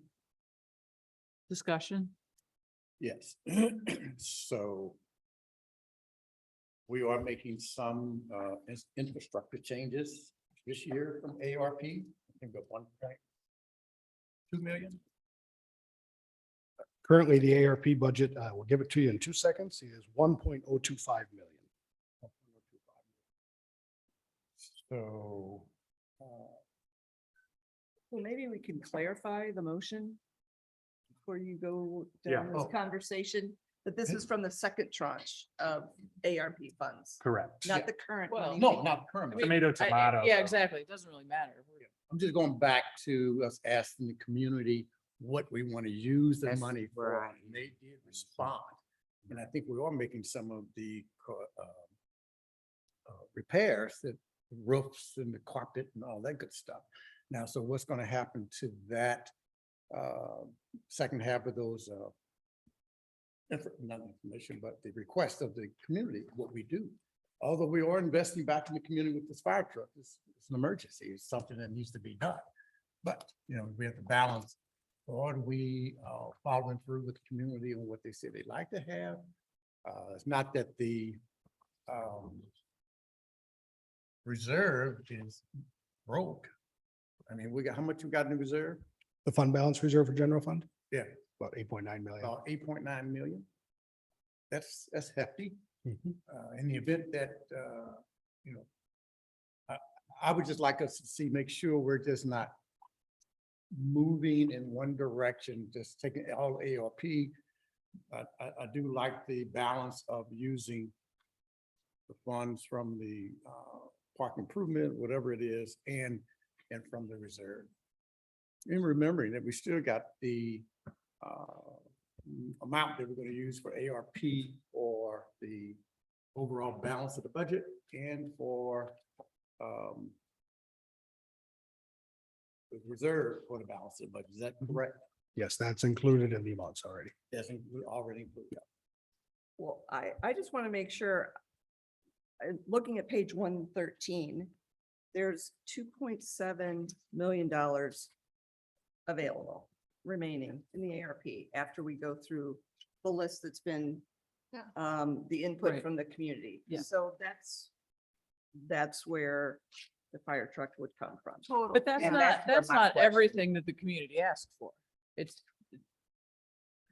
So I mean, there's some things that that the community did talk about that we may still go back to. It's just not in this first round of discussion. I guess I'm just thinking if we need to approve it, we're not going to be bringing up other new things now. But we can approve the ARP expenses throughout the year. It doesn't have to be part of the. annual Correct. budget And the only process. reason I bring that up is if we take the number that we have available in ARP way down, we are in fact saying we're not going to do these other things. Because we won't have the funds available for them. I guess my question for Councilmember Bliss and Franklin is why do we not want to use some of it with the fund balance? Why? Because I can see you shaking your head, David, and I know Pam, you proposed taking it all out of ARP too. So why not split it with fund balance? Split the purchase of the fire truck with the. Like why put 100% of it on ARP? I mean, in my mind, I would rather us continue to keep a healthy reserve, and granted, I think we still have a healthy reserve, but I also think that there's going to be unattended or unaccounted for expenses in this budget because we have 2 CBAs that are outstanding. So I think that we have to figure out where that money is going to come from, and that's likely going to come from the fund balance. So the easiest thing for me and the cleanest way is just resolve the issue, use the ARP money, unfortunately, for this large purchase, but it's necessary and our community needs it. So it seems to me to fit the parameters of where the ARP is. And I also, just to speak to Emerson's point about using some of the money for the park improvement fund, can you explain to me, Eric, why that these specific items were not included in the park improvement fund to begin with? Yeah, some of this predates me. So I think if you look at the resolution that created the park improvement fund, the tax that's collected can be used for parks. Literally the word it says can be used for parks. We entitled the fund the Park Improvement Fund. And I think our cultural understanding here at the city is we've used the Park Improvement Fund for specific improvements to parks, not including recreation facilities and such over the years. For capital purchases and things. So vehicle purchases have not been used in the park improvement fund, things like that. It doesn't mean they can't. It's been a cultural distinction that we've made over the No, years. and I appreciate the distinction, but I think that once that precedent is broken, it's broken, and I'd rather us just hold true to it because I think that our parks are an extremely important part of Webster Groves, and I'd rather us have a dedicated fund for that without having to use or the potential of using that money for, say, recreational facilities. So I'd rather us hold true to that principle, at least moving forward. Other comments? So I'm going to fundamentally disagree with you on the last one. I don't think it has to become a precedent. I do think that we are in an unusual situation with a fire truck that we need to replace without really any lead time to think through how that goes. And we keep leaving out in this discussion the $140,000 that we expect in additional capital improvement sales tax revenue. And why would we spend all of it on ARP or even all of it on ARP/reserves when we do have readily available alternatives that do not impact any other department's activities for the next fiscal year, it doesn't make sense to me in the same way. And so, maybe I could get on board with spending $550,000 of it from ARP or splitting that between ARP and reserves, because I agree with you, David, it's sort of half of one and half a dozen of the other, 6 of one, half a dozen of the other. It's getting later and later all the time. But I mean, I don't agree with leaving that $440,000 that is available to us out of the equation. So sum up what you just said, Laura. So where are you looking at to fund the truck? So the $300,000 in moving capital improvement costs to the park improvement fund, $140,000 in additional revenue that we just adopted through our amendment, which I believe leaves us at about $550,000 of unfunded portion of the fire truck. And that I probably could be convinced to do ARP there or split that between ARP and fund balance. I'm in agreement with that. I am too. I'm very comfortable with that. I have a motion that's already been set. I know you Okay. do. Don't worry, but I'm just gonna let us discuss a little more, Yeah. then we'll sort out Absolutely. we'll sort it out. Sarah, do you want to make any comments? No, I think that makes sense. Yeah, I think it makes sense. And I think I like the approach that Dr. Peoples has taken generally in splitting these large expenses between the general fund and ARP. I think it's worth considering here as well. So the remainder that would need to be covered. Sorry, Sarah, I didn't mean to speak over you. I didn't even hear you, so. It's okay. What I was gonna say is, so the 140 additional in capital improvement fund is the amendment that we just made. Correct. All right, I am then gonna make an amendment to David's amendment, because this is fun. And my amendment suggests that we use ARP funds to cover the fire truck, except for $300,000 that is moved from the capital improvement budget or capital improvement fund to the park improvement fund. And that the increase of $140,000 in capital improvement, the expected capital improvement sales tax, is dedicated to the fire truck purchase. And then the remaining balance is all ARP. Yeah, 550. Yeah, we Yeah, can, yes, just making sure. exactly. Got it. And I guess probably we don't necessarily want that to be a 550 because we know that's a ballpark as opposed to a real number. Does everyone understand what my amendment is? So you're gonna use, Yes. so you're not using any of the reserves, just ARP. Just ARP, yeah. If I may, Madam Mayor, would Please. it be easier to vote on my motion and then you can have, well, I understand never mind. I understand why you're making the amendment now. Never mind. As long as we all understand what we're voting on, and I just want to be clear that we do. So does anyone not understand the motion in front of us? Because it is a little Tell me complicated. what you understand, Eric. What I understand is $301,000 is being moved of expenses to the park improvement fund, opening up that 301,000 plus 140,000 more of capital improvement fund to be dedicated towards a fire truck, with the remaining balance estimated at this time of $550,000 to be paid from the American Rescue Plan. Bingo. And that is your. That is my amendment to David's motion. amendment. Yes. And we do need a second, Madam Mayor. We need a Yes, we do need a second. Second. Is there further discussion? One final question. So that's giving us about 990,000. Right, and we assume that we'll get some money from the trade-in from trading. and that the price comes down because Chief Ellis has been creative in thinking about what apparatus to select. Madam Mayor, just if I can, to help all those kinds of large purchases, when we have them, we put in these budget estimates and numbers, which is close. When we bring the purchase back, if for some reason it's going to exceed where we're at, we tried to not do that, but if it is going to, we bring a budget amendment with that. We need $10,000 more, or if it's gone up by 100,000, we give you proposals on how best to accomplish that. So, but we will, if this is our number, Chief Ellis has heard, we need to work in that number. So.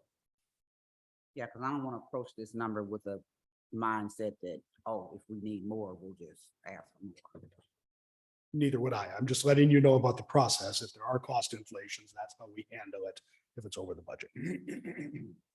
So is there further discussion? All right, so I guess we're ready for the vote. And vote is on your amendment. The vote is on my amendment to Councilmember Franklin's amendment. And just so I'm clear, making sure, after we vote on this, we will then vote on however this vote lays out. So there's two votes. coming. Yes, so we vote on the amendment to the amendment, and then we vote on the amended amendment. First base, Dave.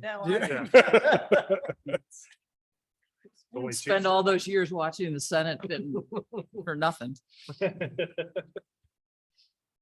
We are ready. Mayor Arnold, Yes. Councilmember Bliss, Yes. Councilmember Franklin, No. Councilmember Smith, Yes. Councilmember Alexander, Yes. Councilmember Richardson, Yes. Councilmember Hickson Shepherd. Yes. The amendment is adopted. So now we move to voting on the amended amendment, which is essentially a second vote on the same thing. Right? Correct. Everybody got that? Okay, I think we're ready then. Mayor Arnold, Yes. Councilmember Bliss, Yes. Councilmember Franklin, Yes. Councilmember Smith, Yes. Councilmember Alexander, Yes. Councilmember Richardson, Yes. Councilmember Hickson Shepherd. Yes. So I think the only outstanding question now is Dr. Peoples raised a point about we need to have a discussion with our firefighters. We figured out how to do this now. What is it that they can do to help us with this budget situation? Because, here we are using a significant portion of our ARP funds and that means we're not using them for something else. So I think as a council, I would like to empower Dr. Peoples to have that conversation. By all means. Absolutely. Thank you. We'll certainly do. And, I appreciate that. And I'm hopeful that the shop will take into consideration all of the city departments as we go through this budget. As we talk about ARP, I will go back to the other fire department requests that we have not discussed. And I know that Mr. Ray is still getting prices for, and I think we'll discuss that tonight. But there have been requests to make repairs to Firehouse 1. So that also fits into the discussion. We have a lot of needs and not enough money. Mhm. We also have a lot of wants, and we need to prioritize. Absolutely. I think that is a perfect segue to the American Rescue Plan funds, unless someone has something else about capital improvements. All right, Mr. Peterson. So page 113 is your easiest way to see what is programmed in the American Rescue Plan funds. We had two amendments filed. I'll start with Councilmember Bliss's, but this is also a conversation that we hope tonight. Well, again, Councilmember Hickson Shepherd, to your point, this is not the ending point of the ARP conversation, but this is guiding us on the ship on plans that we should be starting to create, what programs are important to look at. Some of these things, and just to give you a background, I'll use the low-income seniors utility tax rebate as an example. Scored very high on citizen comments, probably an outstanding program in its way. We have to design a program. We don't run utilities, right? We don't just have this. So how do we design a program as a third party to the utility interaction between a customer and the utility to provide a tax rebate? But that's what this really is about, this plan. This doesn't mean that we're going to come in at $50,000. We may come back and say this program needs $200,000 to be effective, but we need to know, are these the general areas between what you've heard from the community and where we are going that you'd like to see funded, so that you can strategically guide us as staff on what to be creating using the American Rescue Plan funds. Okay, so should I go to Councilmember Bliss's amendment? Yeah, why Are don't we go ready? ahead and do the Okay. amendments, and then we'll see if people have additional items. I am going to pull up the share screen here, so give me 2 seconds. So this is Councilmember Bliss's item. It should be ARP 1. I'm sorry, it looks like APP 1 to you because my handwriting's terrible, as our good friend, the city clerk, will attest to. I don't know if I have a picture of this either, but I will see if I do. Yes, there it is. Councilmember Bliss, I'm going to explain what I think your amendment does. Okay, and then you can tell me if it's different. This amendment would take the $100,000 that is dedicated to bike and pedestrian improvement reduce it to 50, and then take the 50 that is currently there to dedicate towards solar roofs outside of what we have already planned, which is in the city hall complex and the roofs that we are. So Councilmember Bliss is saying, take that 50, create more solar roof opportunity or capacity, I'll use that term, capacity for solar roofs in sustainability. So did I explain that correctly, Councilmember Bliss? Yes. Okay. And if I When can, you say outside of, I'm gonna you mean, ask Mr. Ray, because I know exactly where you're going. okay, Go ahead. then go right ahead. Todd, can you come and just, we've added, a next amendment has some solar roofs, 2 of them. But can you just tell us where we've gotten quotes on that and where? Yeah, so we're in the budget for next year, we're gonna redo the flat roofs on City Hall. Mhm. And then we got prices to then add solar panels on top of those, and they're 100,000 for each roof, so 200,000. So your 50,000 is an addition to 200,000, or is it part of that 200,000? I don't know, I was not considering that 100,000 because I don't think we had that number. We at did, the yeah. time.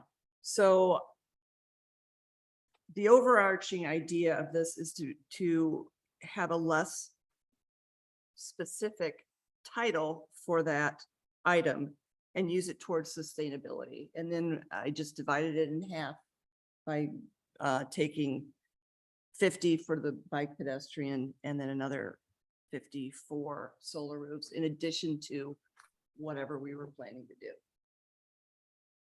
Can I ask a question? Please. Is there a reason why you didn't want to just ask for additional out of ARP, Pam? I didn't want to move, I didn't want to really change the bottom line. Essentially. Okay. And since I'm second on this amendment, I'll make my comment on that, Sarah, is I think that that's a significant amount of money to spend right out of the gate on just bikeable and walkable environment. And so, at least in my mind, we can add some more ARP funds to that if necessary, as we see what kind of plans develop. Okay. I would just offer that outside of Central Webster, North and South could use a lot of improvements in bikeability and walkability. And I was hoping we would actually see this happen. So. Okay. What type of impact would $50,000 do for the solar roofs? That's half of the cost of one of the solar roofs that we'll put here on City Hall. So I think what I heard from Councilmember Bliss is maybe solar roofs is an example of really that she wanted to make $50,000 for sustainability as the plan comes together. Is that a better Right, way and to then state? there's also, ultimately it starts paying for itself. Well, that's what I was. And that's what, so we would ultimately be investing at the beginning with our sustainability towards cost savings in the future. And maybe the money, maybe if we, I don't know if this is possible, but the money that we calculate that we save by installing solar roofs can be then planted into biking. Yeah, and I think it's I much can't more than hear what biking. he just said. I'm sorry. Oh, I'm sorry. I was saying maybe the money that we save from installing solar roofs can be transported to biking lanes. I think it's much more than biking though. Right now, we're hearing a lot about pedestrian safety. Yeah. And so Yes. I don't want to limit it to that. It just seemed like $100,000 was a lot for that effort for 1 year. We've already done the bike lanes that are being striped now are already paid for, so that's not part of this. So I just would create a more just flexible amount of money. I think both are important. I think solar panels are important. I think it's worth like its own line item in the ARP budget. But I would also ask that we preserve the walkable, bikeable priority. That's all I hear about in South Webster right now. So Yeah, I agree. I hear that a lot too, Sarah. And so just a clarification here, because one of the things we have in the other amendment, the ARP2 amendment, that is a significant increase to put those solar panels on City Hall. Yeah, that right? is correct. So the ARP2 amendment, which I'll put on the screen for those who are wondering what we're talking about, As administration has firmed up the estimates from when we originally published the budget for these energy initiative factors. So City Hall windows went up by 15,000 to get them all in. Then 2 solar roof panels at $200,000. That's the ones that Mr. Ray just mentioned. And then also the electric vehicle charging stations would go from just a couple here at City Hall to up to 10 across the community in various places, which we have put that number at 140,000 to account for. There's some unknown costs about getting power in and the type of power that are needed. But also those are revenue generating potentials for us, for the public. So these are some public charging stations, which we would get in that And business. we do, I think, again, I haven't looked at the final rule. I have the opportunity to go to the federal government for some of the electric vehicle charging stations. I know that was a big component of the transportation bill. We have the opportunity, I believe it's going to be through Gateway. Through Gateway, okay. Or East West County, yeah, East West, so. Well, last week when we were talking, and I don't know if we're to this one yet, we're still talking about that. I guess I can reserve my question. for The ARP too. Karen, I can't hear you. I'm sorry. Well, I had a question around the solar panels, but I guess that's on more applicable to ARP too. Well, my question is, so we're gonna take this 50, Yeah, that's. so we're gonna take this 50,000 off of the budget amendment, ARP1, and increase the ARP2? I mean, what are we gonna do with that 50,000? Can we combine these two?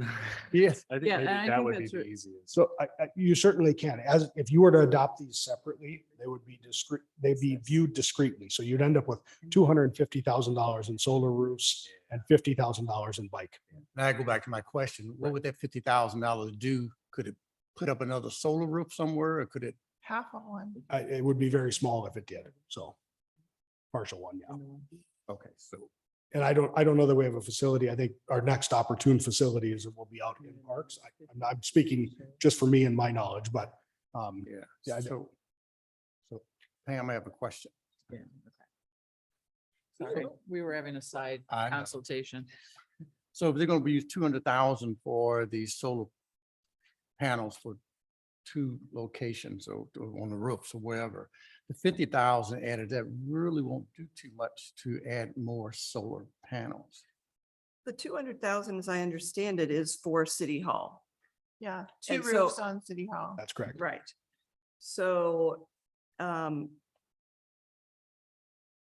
I was just asking that we consider 2 other city buildings. Well, my With the question was 50,000. 50,000 take care of any other city building to bring them solar?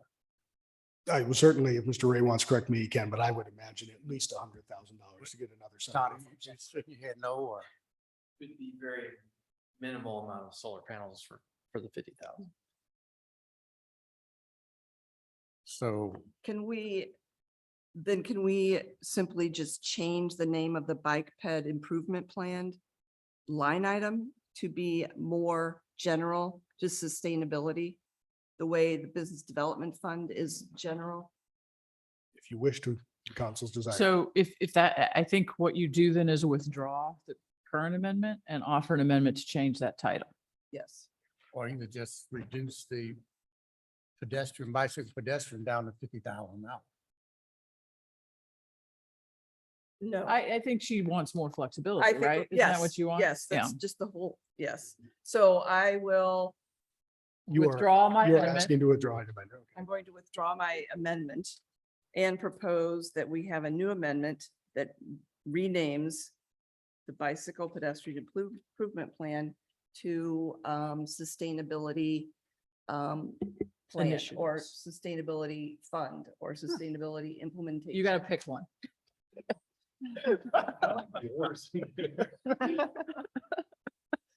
I can't wait to see Katie's minutes. Yeah. How about sustainability? Okay, sustainability initiatives. Is there a second? Second. Is there further discussion? Yes. So, so your initiatives for the sustainability could be bits and pieces of their sustainability plan. Correct. Okay, I just want to make sure I know where that money is going. Yes. It's not just out there. Is bike. But and- It is part of the as we heard in the presentation, Yeah. they did prioritize for us. Mhm. And so it's likely to go to these efforts we've been talking about, but it is just a more general way of allotting money. So we're allowing that sustainability plan to have $100,000 to make recommendations how to use it to implement their plan. And Okay, I but- think the council discussion needs to reflect that walkability and bikeability is one of our priorities in that. Yes. Yeah, I think I'm having kind of a philosophical struggle similar to when we were talking about the funding for the Charter Review Advisory Board. I feel like people really voted or, indicated on the balancing act that biking and walking, and we've heard a lot about sidewalks in South Webster, which we know is not just a South Webster issue either, are a priority. And my concern is by changing the title, that we're kind of no longer saying that specifically is a priority for us, which I know is not what we're saying. It's just like, I feel like by not naming it, it could get forgotten. And I understand what you're saying, but I think changing the name would give us more variety to use it for more things. And we're already did some biking paths in the city, I believe, right? Right, but that's not pedestrian. So remember, the boards and commissions, we instruct them. So we can instruct them in this area as well. It's not as if just the title is all that they learn about what our expectations are. Of course. Yeah. I was just gonna propose, I understand what you're saying, so maybe we just say, hey, this is the title of it and 50,000 of it will be towards biking and pedestrian friendly streets and 50,000 will be towards the solar panels. But then we're back to the original amendment. So, yeah, so I think the whole point was to make the other. Full 50 circle, Sarah, full circle. Flexibility, and I do like having sustainability in there. I don't really want to do an amendment on an amendment, so I'm not going to. But if I were, I would say just leave it alone and add sustainability and use more ARP funds this year for sustainability and leave the 100,000 in for bike and walk. I would agree with that, Emily. But guess what, friends, without emotion, doesn't do anything. Well, I would want to ask Todd, can you see yourself spending $100,000 in a year for that biking and petting? Oh, We're getting to that point in the night. Probably not. Walking. Pedestrian. No. For pedestrian improvements, yeah, we could spend that easily for adding sidewalks in areas that there's no sidewalks. But I don't know about any more bicycling. But also pedestrian safety isn't just sidewalks, right? It's traffic calming, it's other kinds of things that we may or may not end up doing. Yes, I am working towards. I know you are. Thank you for you're that. aware of my. I am. Thank you Oh. so much. I'm really happy to hear it. Road diet. Yeah. There, I said it. So I could make, but we are still on this amendment, so I don't know. Would you, are you Did generous? somebody second Wait. my? Yes. Yeah, Yeah. David did. So no, do you want, let me ask you. We're in the discussion part. Are you amenable to changing that to bikeability, walkability and sustainability? Is that what you're saying? I can live with that. It was not what I was saying, but I can definitely. I live know, with that. I don't want to put words in your mouth. No, I was saying we could add another line. Oh, Increase, into the, okay. increase the budget, but I'm happy with just naming it both. Are you happy with naming it both? We can always I come would back to the ARP. technically like to just, I meant what I said. I Okay, would that's like fine. for Then it to let's be vote. sustainability, Okay, then let's vote not on. misogyny. Yeah. I am let's- not proposing an amendment to the amendment. Well, to the we'll vote on amendment. this amendment, and if you have another amendment, then we go from there. Fair. Lord help us. Fresh my memory what the amendment is. So this is Amendment ARP 3 on page 113. The current bike pedestrian improvement plan would be changed to sustainability initiatives. Same amount of funding at 100,000. Is there further discussion? Let's vote. Yes, Mayor. Oh, yes. I forgot I had to vote first. Councilmember Flynn, Yes. Councilmember Franklin, Yes. Councilmember Smith, Yes. Councilmember Alexander, Yes. Councilmember Richardson, No. Councilmember Hickson Shepherd. No. Now, this would be the point, if you would at last it put would be. another line in this, if you would like to do that, you certainly could. I mean, but to that point, is 100,000 the right? It's like, what dollar amount do you put in if you put it back in? And we just took it out. So like adding it back in. We didn't take anything out. I mean, we just renamed it. Yeah. So we would be adding something So- back in with. the But same. you did take it out. Like, we took out a specific need and made it more general, which means like it is taken out. I mean, it's Okay, changed. so if there's something you want to do to remedy that, then an amendment Was at is least broadened, available. right? Yeah. So Sarah, if we were to do one, is there a dollar amount that you are comfortable with? I mean, I was happy with how it was, but like, so I don't know. Yeah. Cause then it's like, wait, we wouldn't have just done the last amendment. So I don't like, I'm not, it's fine. You were happy with which, Sarah, with 100,000 or with the amendment? With the 100,000 for biking and pedestrian. Just. Yeah. Yeah, so I would make a motion for an amendment. Can I just say it? Mhm. I don't need to write it down. Yep. For biking and pedestrian improvement and traffic calming for 100,000. To Second. come out of, yeah, additional ARP funds. Second. So I hate to ask this on the fly, but do we have any idea where we are with ARP funds as we Yep. have, So you as have. we have continued to spend them tonight? So let's just take out, let's say the 550,000 is taken out. Yep. You are at not yet acting on the administration's request. You are at 2.22 million remaining before this amendment that Councilmember Hickson Shepherd just made. So 2.12 if this amendment If is this amendment adopted. is adopted. Okay, thank you. All right, discussion. So that was a big request from the citizens. Right? Biking and walking. And traffic and. And, mhm. Other discussion? Cash. Don't count on that. So All right, I guess we'll call for the vote. Yes, Mayor. Mayor Arnold, Yes. Councilmember Bliss, Yes. Councilmember Franklin, Yes. Councilmember Smith, Yes. Councilmember Alexander, Yes. Councilmember Richardson, Yes. Councilmember Hickson Shepherd. Yes. All right, I believe that brings us to amendment ARP 2. that's correct. So this comes again from the administration. It's on the screen for those 3 viewers at home that are sticking with us. We have, this is some re-estimates and then also additions. So $15,000 up for the City Hall energy efficient windows, the $200,000 for 2 solar roof panel installations here on City Hall, and $140,000 total, increased $140,000 for the electric vehicle charging stations to get up to 10 total and include in the infrastructure costs. I'm not the expert on EV charging stations, so Todd is here to help us if we have any questions on that, because I know you did, Councilmember Alexander.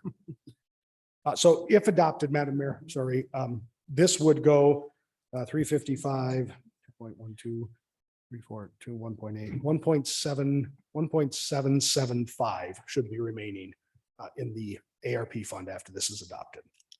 1.775. So you are currently looking for a motion. I will move to adopt amendment ARP number 2. Okay. Second. Is there further discussion? Got a quick question. I know last week we asked when we were talking about it and we said there was a 45% increase decrease in cost, I think, when we converted to the solar panel at the facility, the Public Center, Works yeah. facility and whatever, and we kind of asked what that 45%, what was that dollar amount? Were you able to find that out? Oh, Savings. I don't have that. I didn't look that up yet. You didn't think I was gonna remember, did you? I can get it and I can get it to Dr. Peoples and she can say it to the council. But it's 40% of our electricity usage at the service center is what we're saving. So. All right, any other questions, comments? I think we can vote on this amendment. Yes. Mayor Arden, Yes. Councilmember Bliss, Yes. Councilmember Franklin. Yes. Councilmember Smith. Yes. Councilmember Alexander. Yes. Councilmember Richardson. Yes. The amendment, Councilmember Hixon Shepherd. Yes. sorry, Councilwoman Hickson Shepherd, I almost adopted it before you got to vote. Sorry about that. It passed. before I It did. The voted. amendment is adopted. All right, do we have anything else on American Rescue Plan funding? I just have a question. Please. So on this list on 113, I think most of these costs are 1 year, not ongoing costs, or maybe we continue them during, while we have ARP funds. But are there some that are recurring? And I'm specifically thinking about like the desktop licensing and Office 365. Are we expecting things like that to be like an every year cost, an every 3-year cost? So they will be an every year cost at a much lower rate as we do this technology transition to our own costs. So we put them in ARP for that purpose, also to relieve some pressure on the general fund. Some of these costs have historically been in the capital fund as well. So we use this moment as a part of like revenue replacement to relieve those costs. Turn the camera on me so everyone can see, to relieve some of those costs, but we would anticipate about $20,000 of that flowing back to the general fund next year, So fiscal year 24. we would not have Microsoft costs on On the ARP. FY24 Not in the ARP. ARP. That's correct. Yep. Are there any other costs on here that are like that will be moved off to regular? The rest of these costs in terms of costs that we see are all one-time costs. Okay. So. Thank you. Yep. All right, any other ARP questions? Okay, Mara, I know you've been waiting and waiting, but we're going to take a quick break because I forgot, I didn't let anyone have a break yet. So why don't we take 5 minutes? We'll come back and Mara will be ready to go.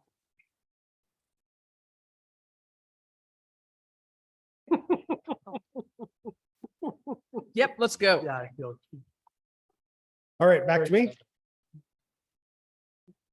Madam Mayor, the last department we have before we go over a wrap up and the other issues ahead of you is planning and development. It's on page 177. So we have no amendments that have been filed. Are there any questions or amendments that the members have?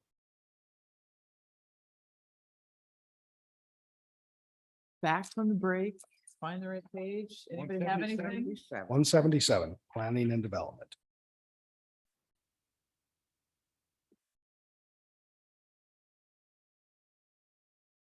Going once. Going twice. I see no highlights on this page, so it must be. All right, then.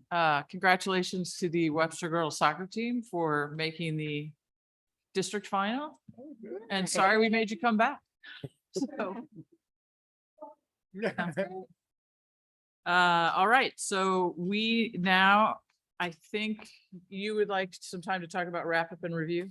Yeah, so Madam Mayor, I think this is our opportune time to, oops, I'm bringing up the wrong screens for you all. We wanted to talk about that again, the deficit reduction and how we're going to deal with the target of lapses this year and the rate of growth.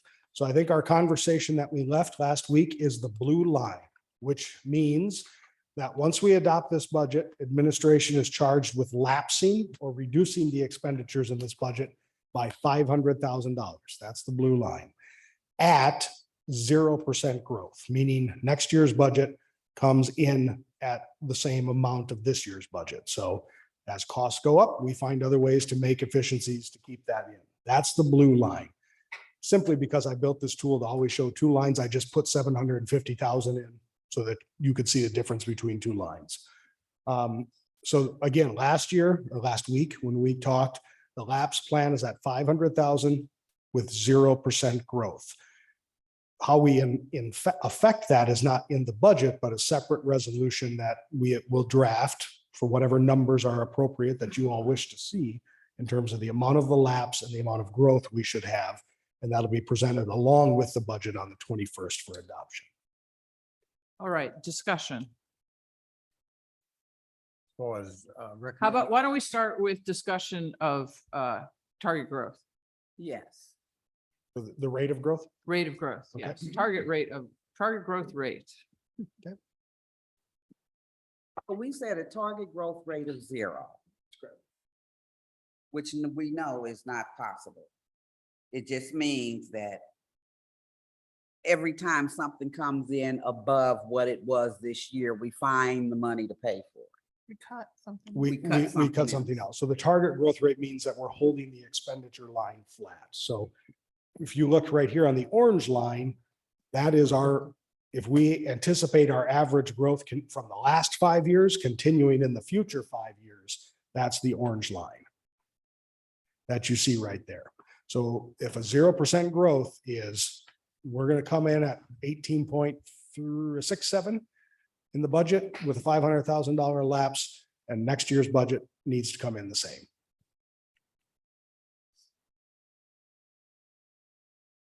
So we take that from something else, or we just anticipate that if by some miracle we have greater revenue than what we anticipated, then that's less money we have available to put in the fund balance or what have you, because we're gonna cover this first. If we have growths in that expenditure, we make reductions, or at some point, the fundamental theory and the plan behind a deficit reduction is we have bent the blue line, the orange line really, into the blue line, and that starts to meet with improved revenues. So the point is, once we reach sustainability, we then reassess, and we reassess every year, really, every quarter, how realistic are these targets? Do we need negative growth? We're not achieving getting the blue line and the green line to meet our revenues and expenditures. Do we need to cut even more? Those types of questions.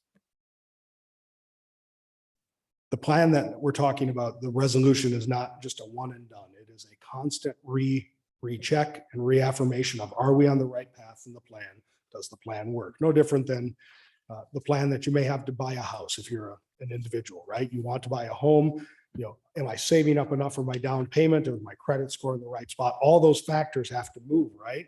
And reach that prime optimum space. So we're going to be doing the same. Are we on the right plan to bring not only our growth, but our overall budget and our revenues into line? Does anyone have a problem with the 0 or want to offer an alternative? I just frankly think 0 is unreasonable due to the fact that it's extremely unlikely. So I think I proposed last time 1.2. And that seems probably even unreasonable just given our current climate, but at least it gives a little bit more wiggle for us to understand. Can I, when you're finished, can I say something? Yeah, absolutely. I'm sorry, Sarah. All right, it's hard to hear you, so I wasn't sure if you were I'm done. sorry, I wasn't speaking into my mic. Yeah, I said 0 before, but I mean, just as I thought about that this week, I just feel like that's agreeing to an unobtainable number. Well, for one, it's a target, right? But also, I mean, Emily made the point last week that what we really should be doing is a negative rate, right? So 0 is kind of a compromise. Because if our goal is to bring those two lines together, 0 is not going to do it either, but it's going to get us closer. The higher our target growth rate is, whether it's 0 or 1.2 or 5, the higher that is, the more likely it is that we're going to have to do a big dollar amount decrease to get our line to drop down to where it needs to be. So I think that's the trade-off. If we don't think that it's possible to do 0 or 1.2, then that means that next year we're not asking for a 500,000 drop. We're asking for $1 million drop. Like,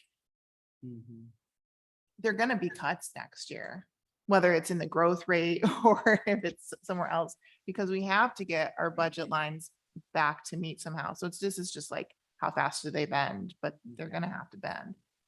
Well, and I look at the 0% growth rate as you're essentially fixing the increases as you go along by compensating with other cuts. And so it's yeah, we're going to grow in some areas because there's some things we can't control, But you're right, we're never going to get those lines to meet if we don't be fairly aggressive about limiting how much our costs grow. And I know we talked last time about, is there a target number of years for when we want to get back on track? I know there's not like an official target, but we talked about like, is it 3, is it 5? At 0%, what was it, like 16 years that were before those lines? Yeah, it'll meet? be, It's it'll be like some time unless we way see out. revenue growth. So I think for this year, like I'm comfortable with 0. I wouldn't even be comfortable with 1.2, but I just know that that's not a multi-year plan. Like next year, we're gonna have to. Would that 0 or 1.2 would be 16, like it would be 16 years if we don't have a reduction. Yeah. Yeah, okay. So- Yeah. But if we do both a low growth rate or a negative growth rate or whatever, plus a reduction, then our lines will be faster. Yeah, or our reductions each year won't have to be as As- drastic. all right. All right, is anyone going to offer an alternative to 0? So I just put up there real quick, that's a negative rate. So you can see a negative growth of 1.21%. We solved the deficit in FY 26. After when? FY 26 That with a $500,000 cut. Yeah. This year only. What's that? The 500,000 is just now, not annually. Now, but to the base, right? Because again, the you had, base net- now. yes. I mean, effectively, I mean, there's gonna be a reduction regardless of the growth rate. The question is, do we want to put the reduction out front and center with 500, 750, $1 million? Or would we rather just say, give you guys more discretion on how to cut it? And that's effectively what we're saying, right? Say that again, David. So I think what this is proving right here is if we do a negative growth rate, which Sarah and Emily have both indicated is probably the most appropriate thing to do, even with a $500,000 deduction, right? There's deductions in some capacity because we know that a negative 1.2 growth rate is implausible, that there's going to be cuts somewhere, but those cuts aren't a deficit reduction on our table. They're more of a deficit reduction from the discretion that we're empowering our city manager with. So I agree with that, trying to follow, but I guess what I would say is that the city manager already has that discretion, but we're asking for really is, number one, where do we see that target? Is fiscal year 28 to bring those lines together? Is that a strategic plan that council wants to see? Really asking for what are those years of targets? And of course, how quickly can we make these changes that make organizational sense so that we can still provide service to community members? But I guess in my mind, I think of this as how many years am I willing to run a deficit? So I don't care necessarily in my mind how you get there as a city manager, whether it's a negative growth rate, a positive growth rate, or a ton of deficit reduction.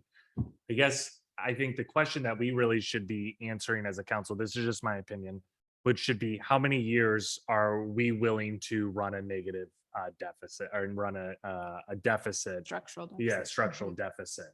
Because if we say, Dr. Peoples, we want to see a balanced budget, a true balanced budget in 5 years, then she can figure out the best way of getting us there that ensures a morale of the city hall, ensures sufficient and effective services with obviously our oversight.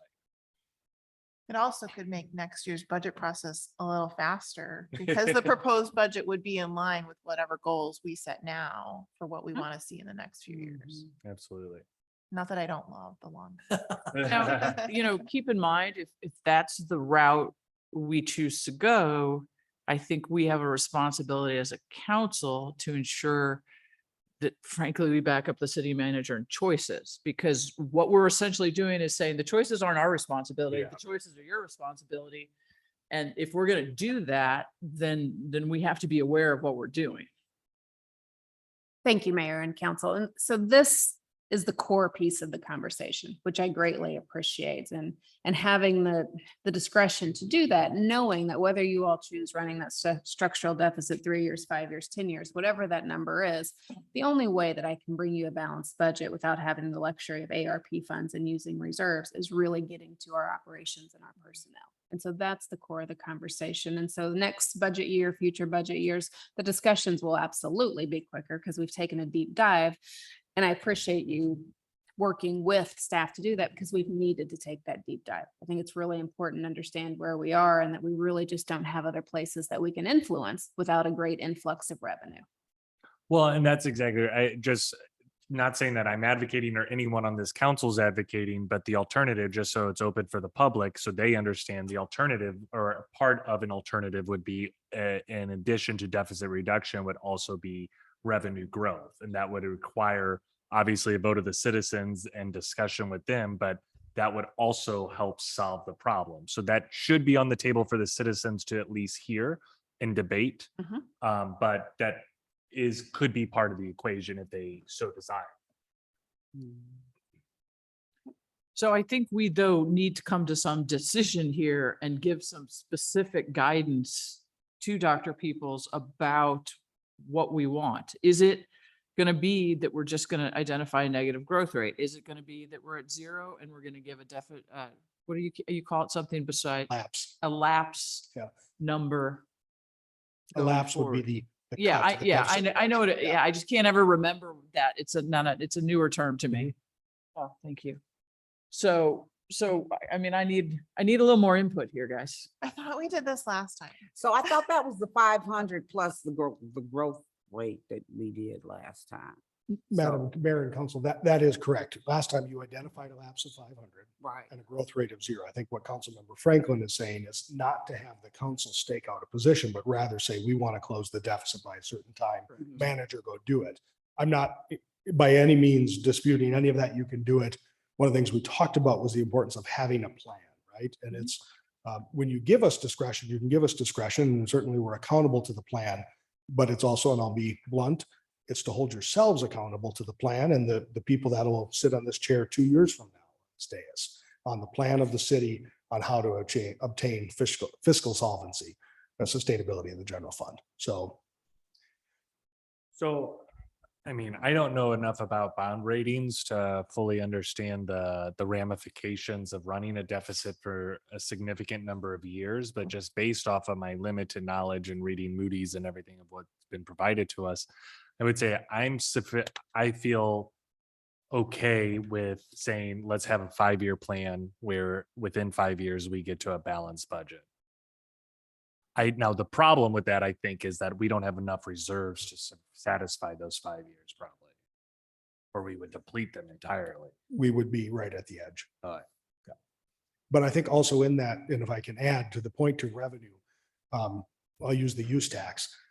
A revenue conversation of the magnitude that may avert 5 years and get that down to 3 is going to take some real conversation with the community that you all have to be aware of. And just giving the manager discretion, I don't think moves your own education to translate into your own advocacy far enough forward to really make that effort hit. I understand completely saying it's our job, go do it. But ultimately, it's our job to work within policy. And the fundamental policy of the council is how much money do you get to spend? I mean, appropriation is your number one power. So, I mean, can we set like an intention? Like, we want it to get to 5 years, but we don't want to just hand it over, all of it, that we will look at it quarterly and annually and work together to get to that plan, as opposed to like passing a hard, like, here's our number of years, here's our, like, are we passing a resolution on what we want? Yeah, so for this will Stephanie? be a resolution. And I think what has been proposed to us that should be included in the resolution is that rate of growth, target rate of growth, and a deficit reduction target as well, excuse me. New in this conversation then is whether that negative growth rate would be the thing that we put in there instead of, right? It's not in addition to, it's instead of a target deficit reduction. I think it's in addition to. Well, you, can do it either way. So yeah, you really could. But what was up earlier was in addition to. that's correct. It was like dropping by 500 now and then doing negative from there. If you did, I mean, I can just show you a couple examples quick here. That's negative 121. And if we just, And we were balanced. And what if you make one of those blue or yellow lines 0? so there you go. You can see in 28, we just barely are closing the gap if revenue stays flat. Would you do the 0 and the 750, please? That is 0 and 750. 0 is the blue line. 750 is the yellow line. I think she means the I mean, target growth rate. yeah, I do mean the growth 0. rate. I apologize.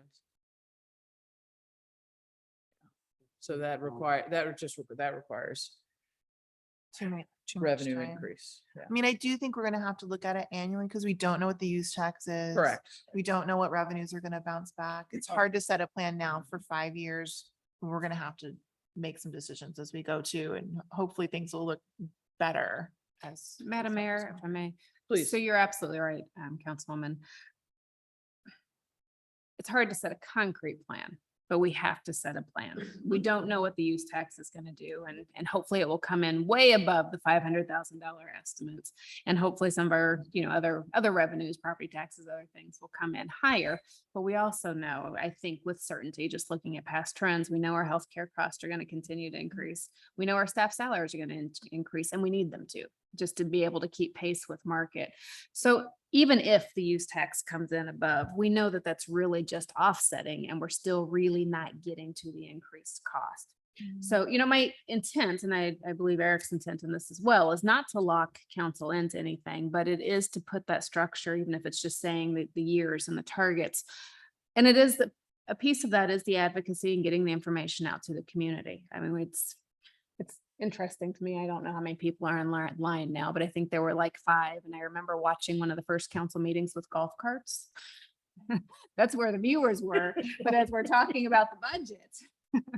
So it really is about having the archival of the discussion so community members can go back and watch. And it is so that council is armed with the tools to be able to share this. But I am concerned with giving those softer targets, because if we don't start doing the work to hit them now, which is completely my job, and I'm here to do that. I certainly don't mean to put the work back in council's lap, but we've got to do it, or we'll be making some really difficult, and they won't be as strategic cuts in the future if we don't do it now. So I also, to remind us all, none of this, we don't account for CBAs in this at all in these charts so far. So what we're looking at is without this additional expenditure that we know we're going to have. Mhm.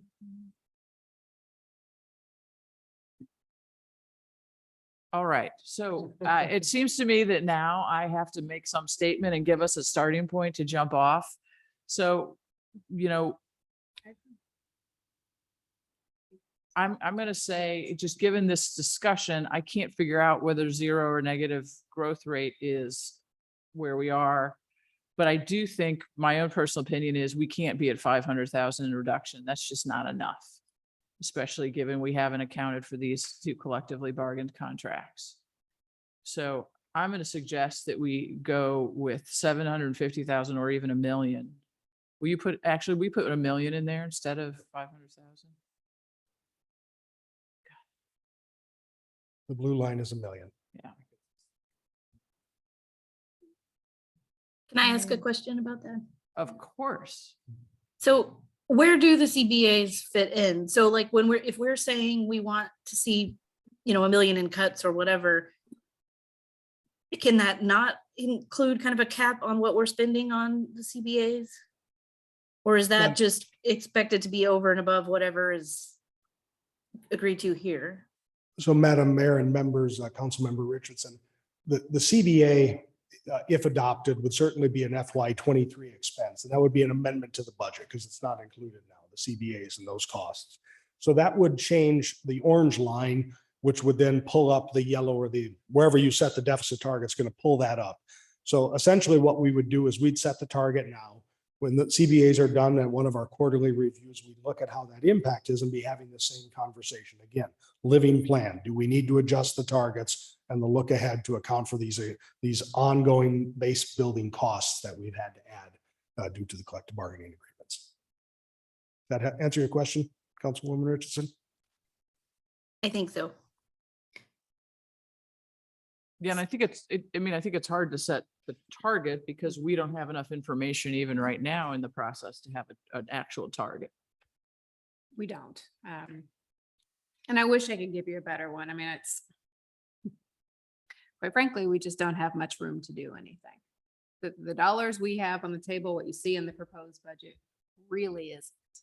And we need to be reducing from there. And that's going into the negotiations, and we care about all staff. We had a lot of these conversations in the last council meeting. But going into these conversations, my stance is that we want to be able to treat all staff the same. And how can we do that?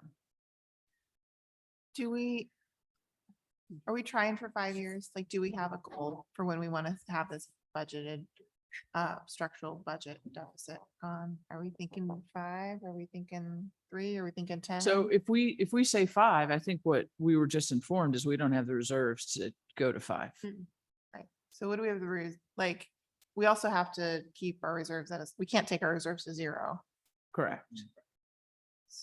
So that might dictate when we need to get rid of the structural deficit. You're really looking at about 3. 3. Yeah. So above the if we want to suggested do minimum. 3, what does our target growth rate need to be to get us to have the lines match at the end of 25?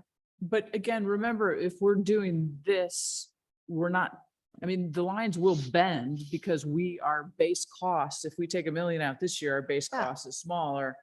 So But they're when we still then, not well then, matching. but I'm just suggesting that we can't take it all out in this 1 year. Okay. Maybe that's what I thought I heard you say, but I could No, be no. misunderstanding. No, I'm okay with not taking it all out. Yeah. In this year. I mean, I think $1 million or 750 is about as much as any of us would be comfortable with. And that's taking taking in it 1 out year. of the fund balance. No, that's Just taking it out of cuts. the budget. That's just fine. It's just taking it out of the budget. We're taking 771 That's out me. of the Sorry. fund balance. Sorry, folks.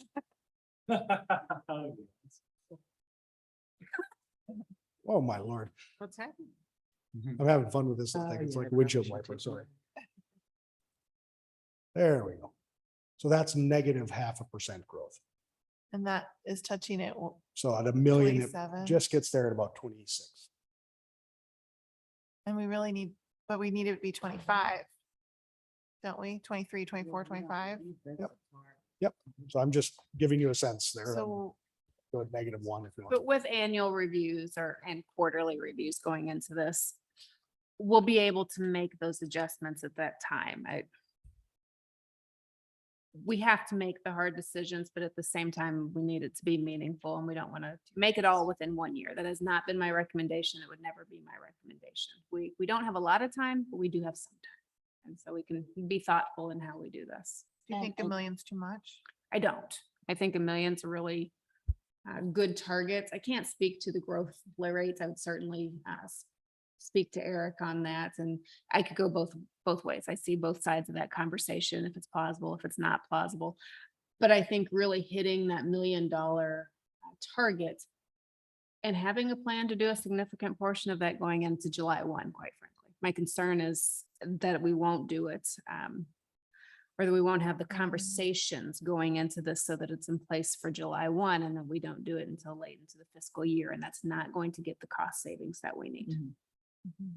And is it accurate to say that, I mean, $1 million out of the budget predominantly has to come from personnel? Considering the general fund, about 77% of the costs are related to personnel. Yes, it will result in staff reductions.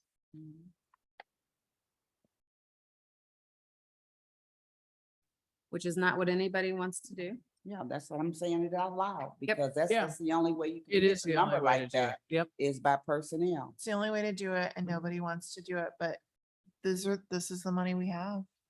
Right. It So- will result in staff, and we do have to say it out loud. And I think, if we've touched on it the last 2 council meetings, and that has been the understanding, but it hasn't been, said as brazenly as that. The other piece that I will say, and it's here and now, so probably it may not matter as much, but I think it matters a lot to staff, and hopefully community will hear it. You all kept people whole throughout COVID. Other municipalities did not have that luxury. They did not do that. They furloughed people, they laid off, whatever words you want to come up with. They reduced their workforce. And this organization has not done that. So we're doing it, going to have to make those decisions now. And for me, that's a little bit better. There's a lot of other opportunities out there. We have an opportunity to work with other agencies. We will try to place people or work with agencies that have that ability as much as possible. I mean, there's a lot that goes into it, and it will be done very meaningfully. But I will continue to go back to the fact that this organization has kept people whole, including hours, benefits, and other things throughout COVID. So I think we're to the point where each of you needs to tell us where you are on these numbers. Who wants to go first? I'm at 1 million with a negative growth rate. What's up there now? That's -1 up there now. Yeah. Because we still gotta revisit it, but we gotta target something because we can't run with a deficit. So 1 million and a negative 1%. 1% growth. Okay. Emily, you want to go ahead since we're down at that end? Yeah, and that's where I am too. Okay. David?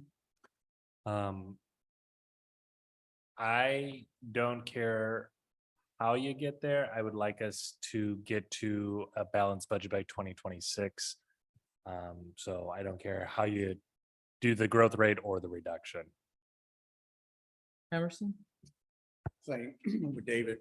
I think try to have a balanced budget by 2026. We will have that opportunity every quarter to make some decisions, and hopefully we can move to that easier and faster. Hopefully get more revenues in and some expenses that we're looking at now of decreasing. So I think 2026 is a good year. Yeah. I am the same, but I just went, so are we saying 2026 is a 3-year plan? It's roughly 4 years. 4 years. Well, are you 23, saying that, 24, 25. and 26. yeah, so 23, 24, 25, we would still have a structural deficit. 26, we would not. Is that what you're saying? That would be my. Or would be your last year of structural deficit? No, I'd be, yeah, that's the way that I envision it would be 23, 24, and 25 with a structural deficit, 26. Okay, So- that's where I am. Okay, so if I can summarize here, then I think what our resolution could say is that the council is targeting a balanced budget by 2026. Our initial projected growth rate is -1 with $1 million in reductions. Does that track with? That tracks with. Did you want to get Councilmember Richardson's input? Yes, Sarah? I forgot to ask you. I'm so sorry. I'm terrible on this Zoom thing. Please let me apologize again, and please tell me what you think. It's fine. I think that sounds good. I'll spend the next week apologizing to you for how badly I've done this. Thank you, though. All right, so do we need a formal, no, we'll vote on the resolution. We'll so prepare a we don't resolution to need that. that. Okay, I know Scott wanted to revisit and comment on something that has come up. So Scott, do you want to go ahead and do that now?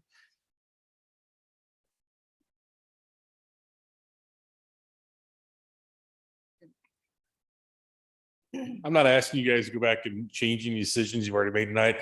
I just want to point out that the park fund we've pushed over $100,000 out of the general fund into the park improvement fund already this year. And we did the same last year by moving additional personnel into that fund. With the additional $300,000 that we've pushed into that fund this year out of the capital improvement, next year we're going to be at about $1.6 million in expenses on only $900,000 in revenue. So that's not a sustainable model. And I just want, I agree we need the fire truck. The money's there in the park improvement fund this year, but I just don't want to continue this trend into that park fund. I mean, that's basically a playground replacement in the near future that won't happen with this 300,000 that came out. But I do agree that the money's there now. It's a use of the funds that's available. I'm not disagreeing with y'all's decision. I just wanted to go on record to say that. So fundamentally, if I understand, you're reminding us this cannot be a precedent. Correct. Yeah. Okay. Thank you very much. Thank you. I believe, oh no, you still have wrap up things probably. I don't want to get ahead of you because we still need the BDC and the sustainability. Yeah, so we have BDC and sustainability. I don't have any slides or fancy charts, so I needed, I'm getting the sense, my sense of reading the council is that on sustainability, we feel like we put money into those plans for sustainability in a way that the council is satisfied with, at least for this coming fiscal year, and will continue as staff and council to work with Sustainability Commission on how the plan gets implemented, including your formal adoption or consideration of it. I encompassed all that. Is that clear? I just would like to add to that. I do want to make sure we pursue the idea of grant funding for a coordinator in the future. Because we need to figure out whether that's possible before we decide to spend our money on this. And I think it's fair to ask staff to review whether there is someone who might have capacity to dedicate a little bit of time to this. I don't know that there is, but that was their ask as an alternative to hiring someone. Even just like 10, they said even like a half day a week, almost Yeah. 10%. So then, Madam Mayor, members on the Business Development Commission proposal, I did hear the mayor's comments. I think management would agree with you to do some staff mapping and see what is currently happening and try to help connect the disconnects. From my perspective as the staff liaison of the BDC, there are parts of that role that are an economic development type of person, right? And that's essentially, from my just first blush on these issues, really some of the areas that we do see. Who's connecting with not only realtors about open real estate and such, but who is also working on the incentive side of what Ms. Perry deals with. And that's really me right now. And obviously we're in a time of constriction, but that is if we're looking at that role, that's one of the areas that I think from management's perspective, we would see a possibility in the future. Not likely to be any grants for that because those folks are usually chasing grants and such. So not going to be a lot of outside funding available. Comments?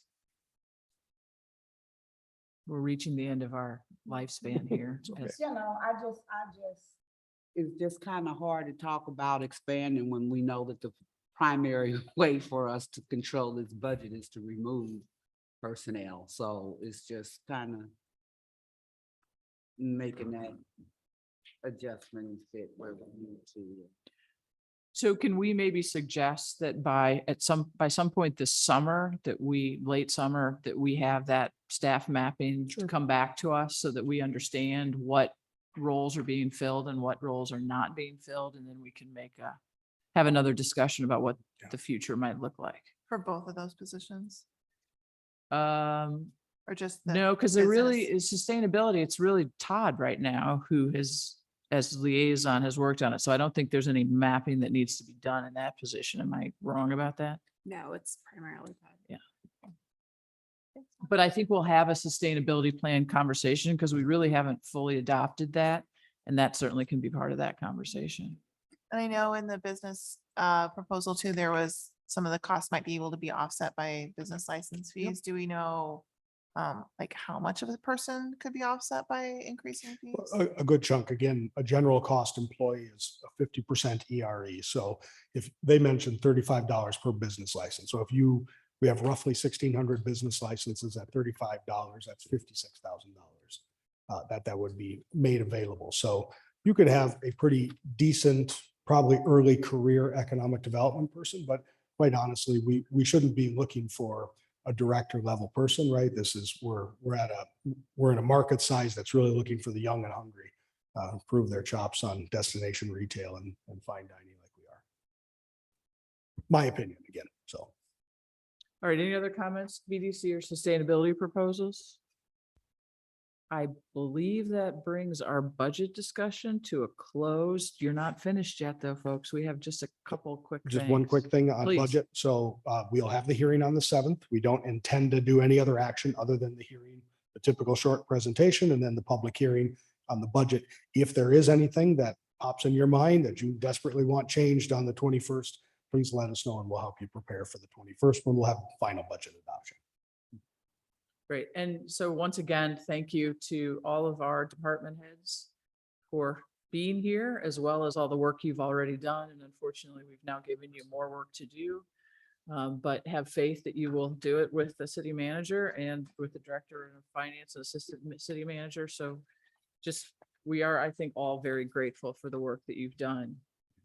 We do, council, have just a few more agenda items and then we can close this meeting. The first Mayor, is. before you yes. move on to that, I'd just like to say that I think the discussions that we've been having is very healthy for the council. Yeah. As far as I can remember, the council has never been this involved in the budget balancing process or looking at items line by line like we did. So I think it's an exercise that we'll be repeating several times this year and then going into next budget year. So I think the council did a great job in looking at these items. Well, let's get through the public hearing and actually adopt the thing. Yeah. So, all right, so we have bill number 9185 that is due for first and second reading. And may I have a motion from Mr. Franklin, please? Yes, Madam Mayor, I'd like to move for the first and second reading of bill number 9185. Second. Bill 9185, first reading. An ordinance amending Chapter 10, Public Ways and Places, Article 2, Excavations, Section 10.110, Permit Required to increase excavation permit fees within the city of Webster Groves. Is there any discussion? All right, second reading, please. Bill 9185, second reading. An ordinance amending Chapter 10, Public Ways and Places, Article 2, Excavations, Section 10.110, Permit Required to increase excavation permit fees within the city of Webster Groves. Thank you. Councilmember Bliss, will you call for the approval of the consent agenda? Yes, Mayor, I'd like to call for the approval of the consent agenda and its subsequent adoption. Second. Any discussion? All right, let's have that vote. Mayor Arnold, Yes. Councilmember Bliss, Yes.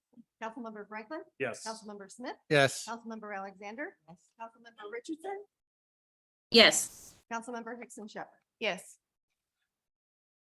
All right, we do have appointments to boards and commissions. I got to find my second page here. We have appointed to the Crossroads Special Business District Advisory Commission, Julie Campbell, and Halvax has been reappointed to the Historic Preservation Commission. Sherry Taylor and Leanne Waugh have been reappointed to the Library Board. Sloan Carfield has been appointed as the Youth Liaison from the Webster Groves School District to the Police Community Engagement Board. Paul Dietrich has been appointed as the Business Owner Representative to the Police Community Engagement Board, and Carla Ann Brewster is taking a full term on the Sustainability Commission. Is it being appointed to? Mayor, before you adjourn, I believe if I could go back in time just a minute. On the amendment for 9184, I believe I inadvertently skipped over. Oh, that yes. only. So Councilmember Hickson Shepherd, how would you like to vote on the amendment? to 9184? Yes. Thank you. Sorry. I didn't realize- I think that's when I went on without you and I apologize. That was probably on me. So, all right, unless someone has something else, I believe we are adjourned and thank you all for your time and patience.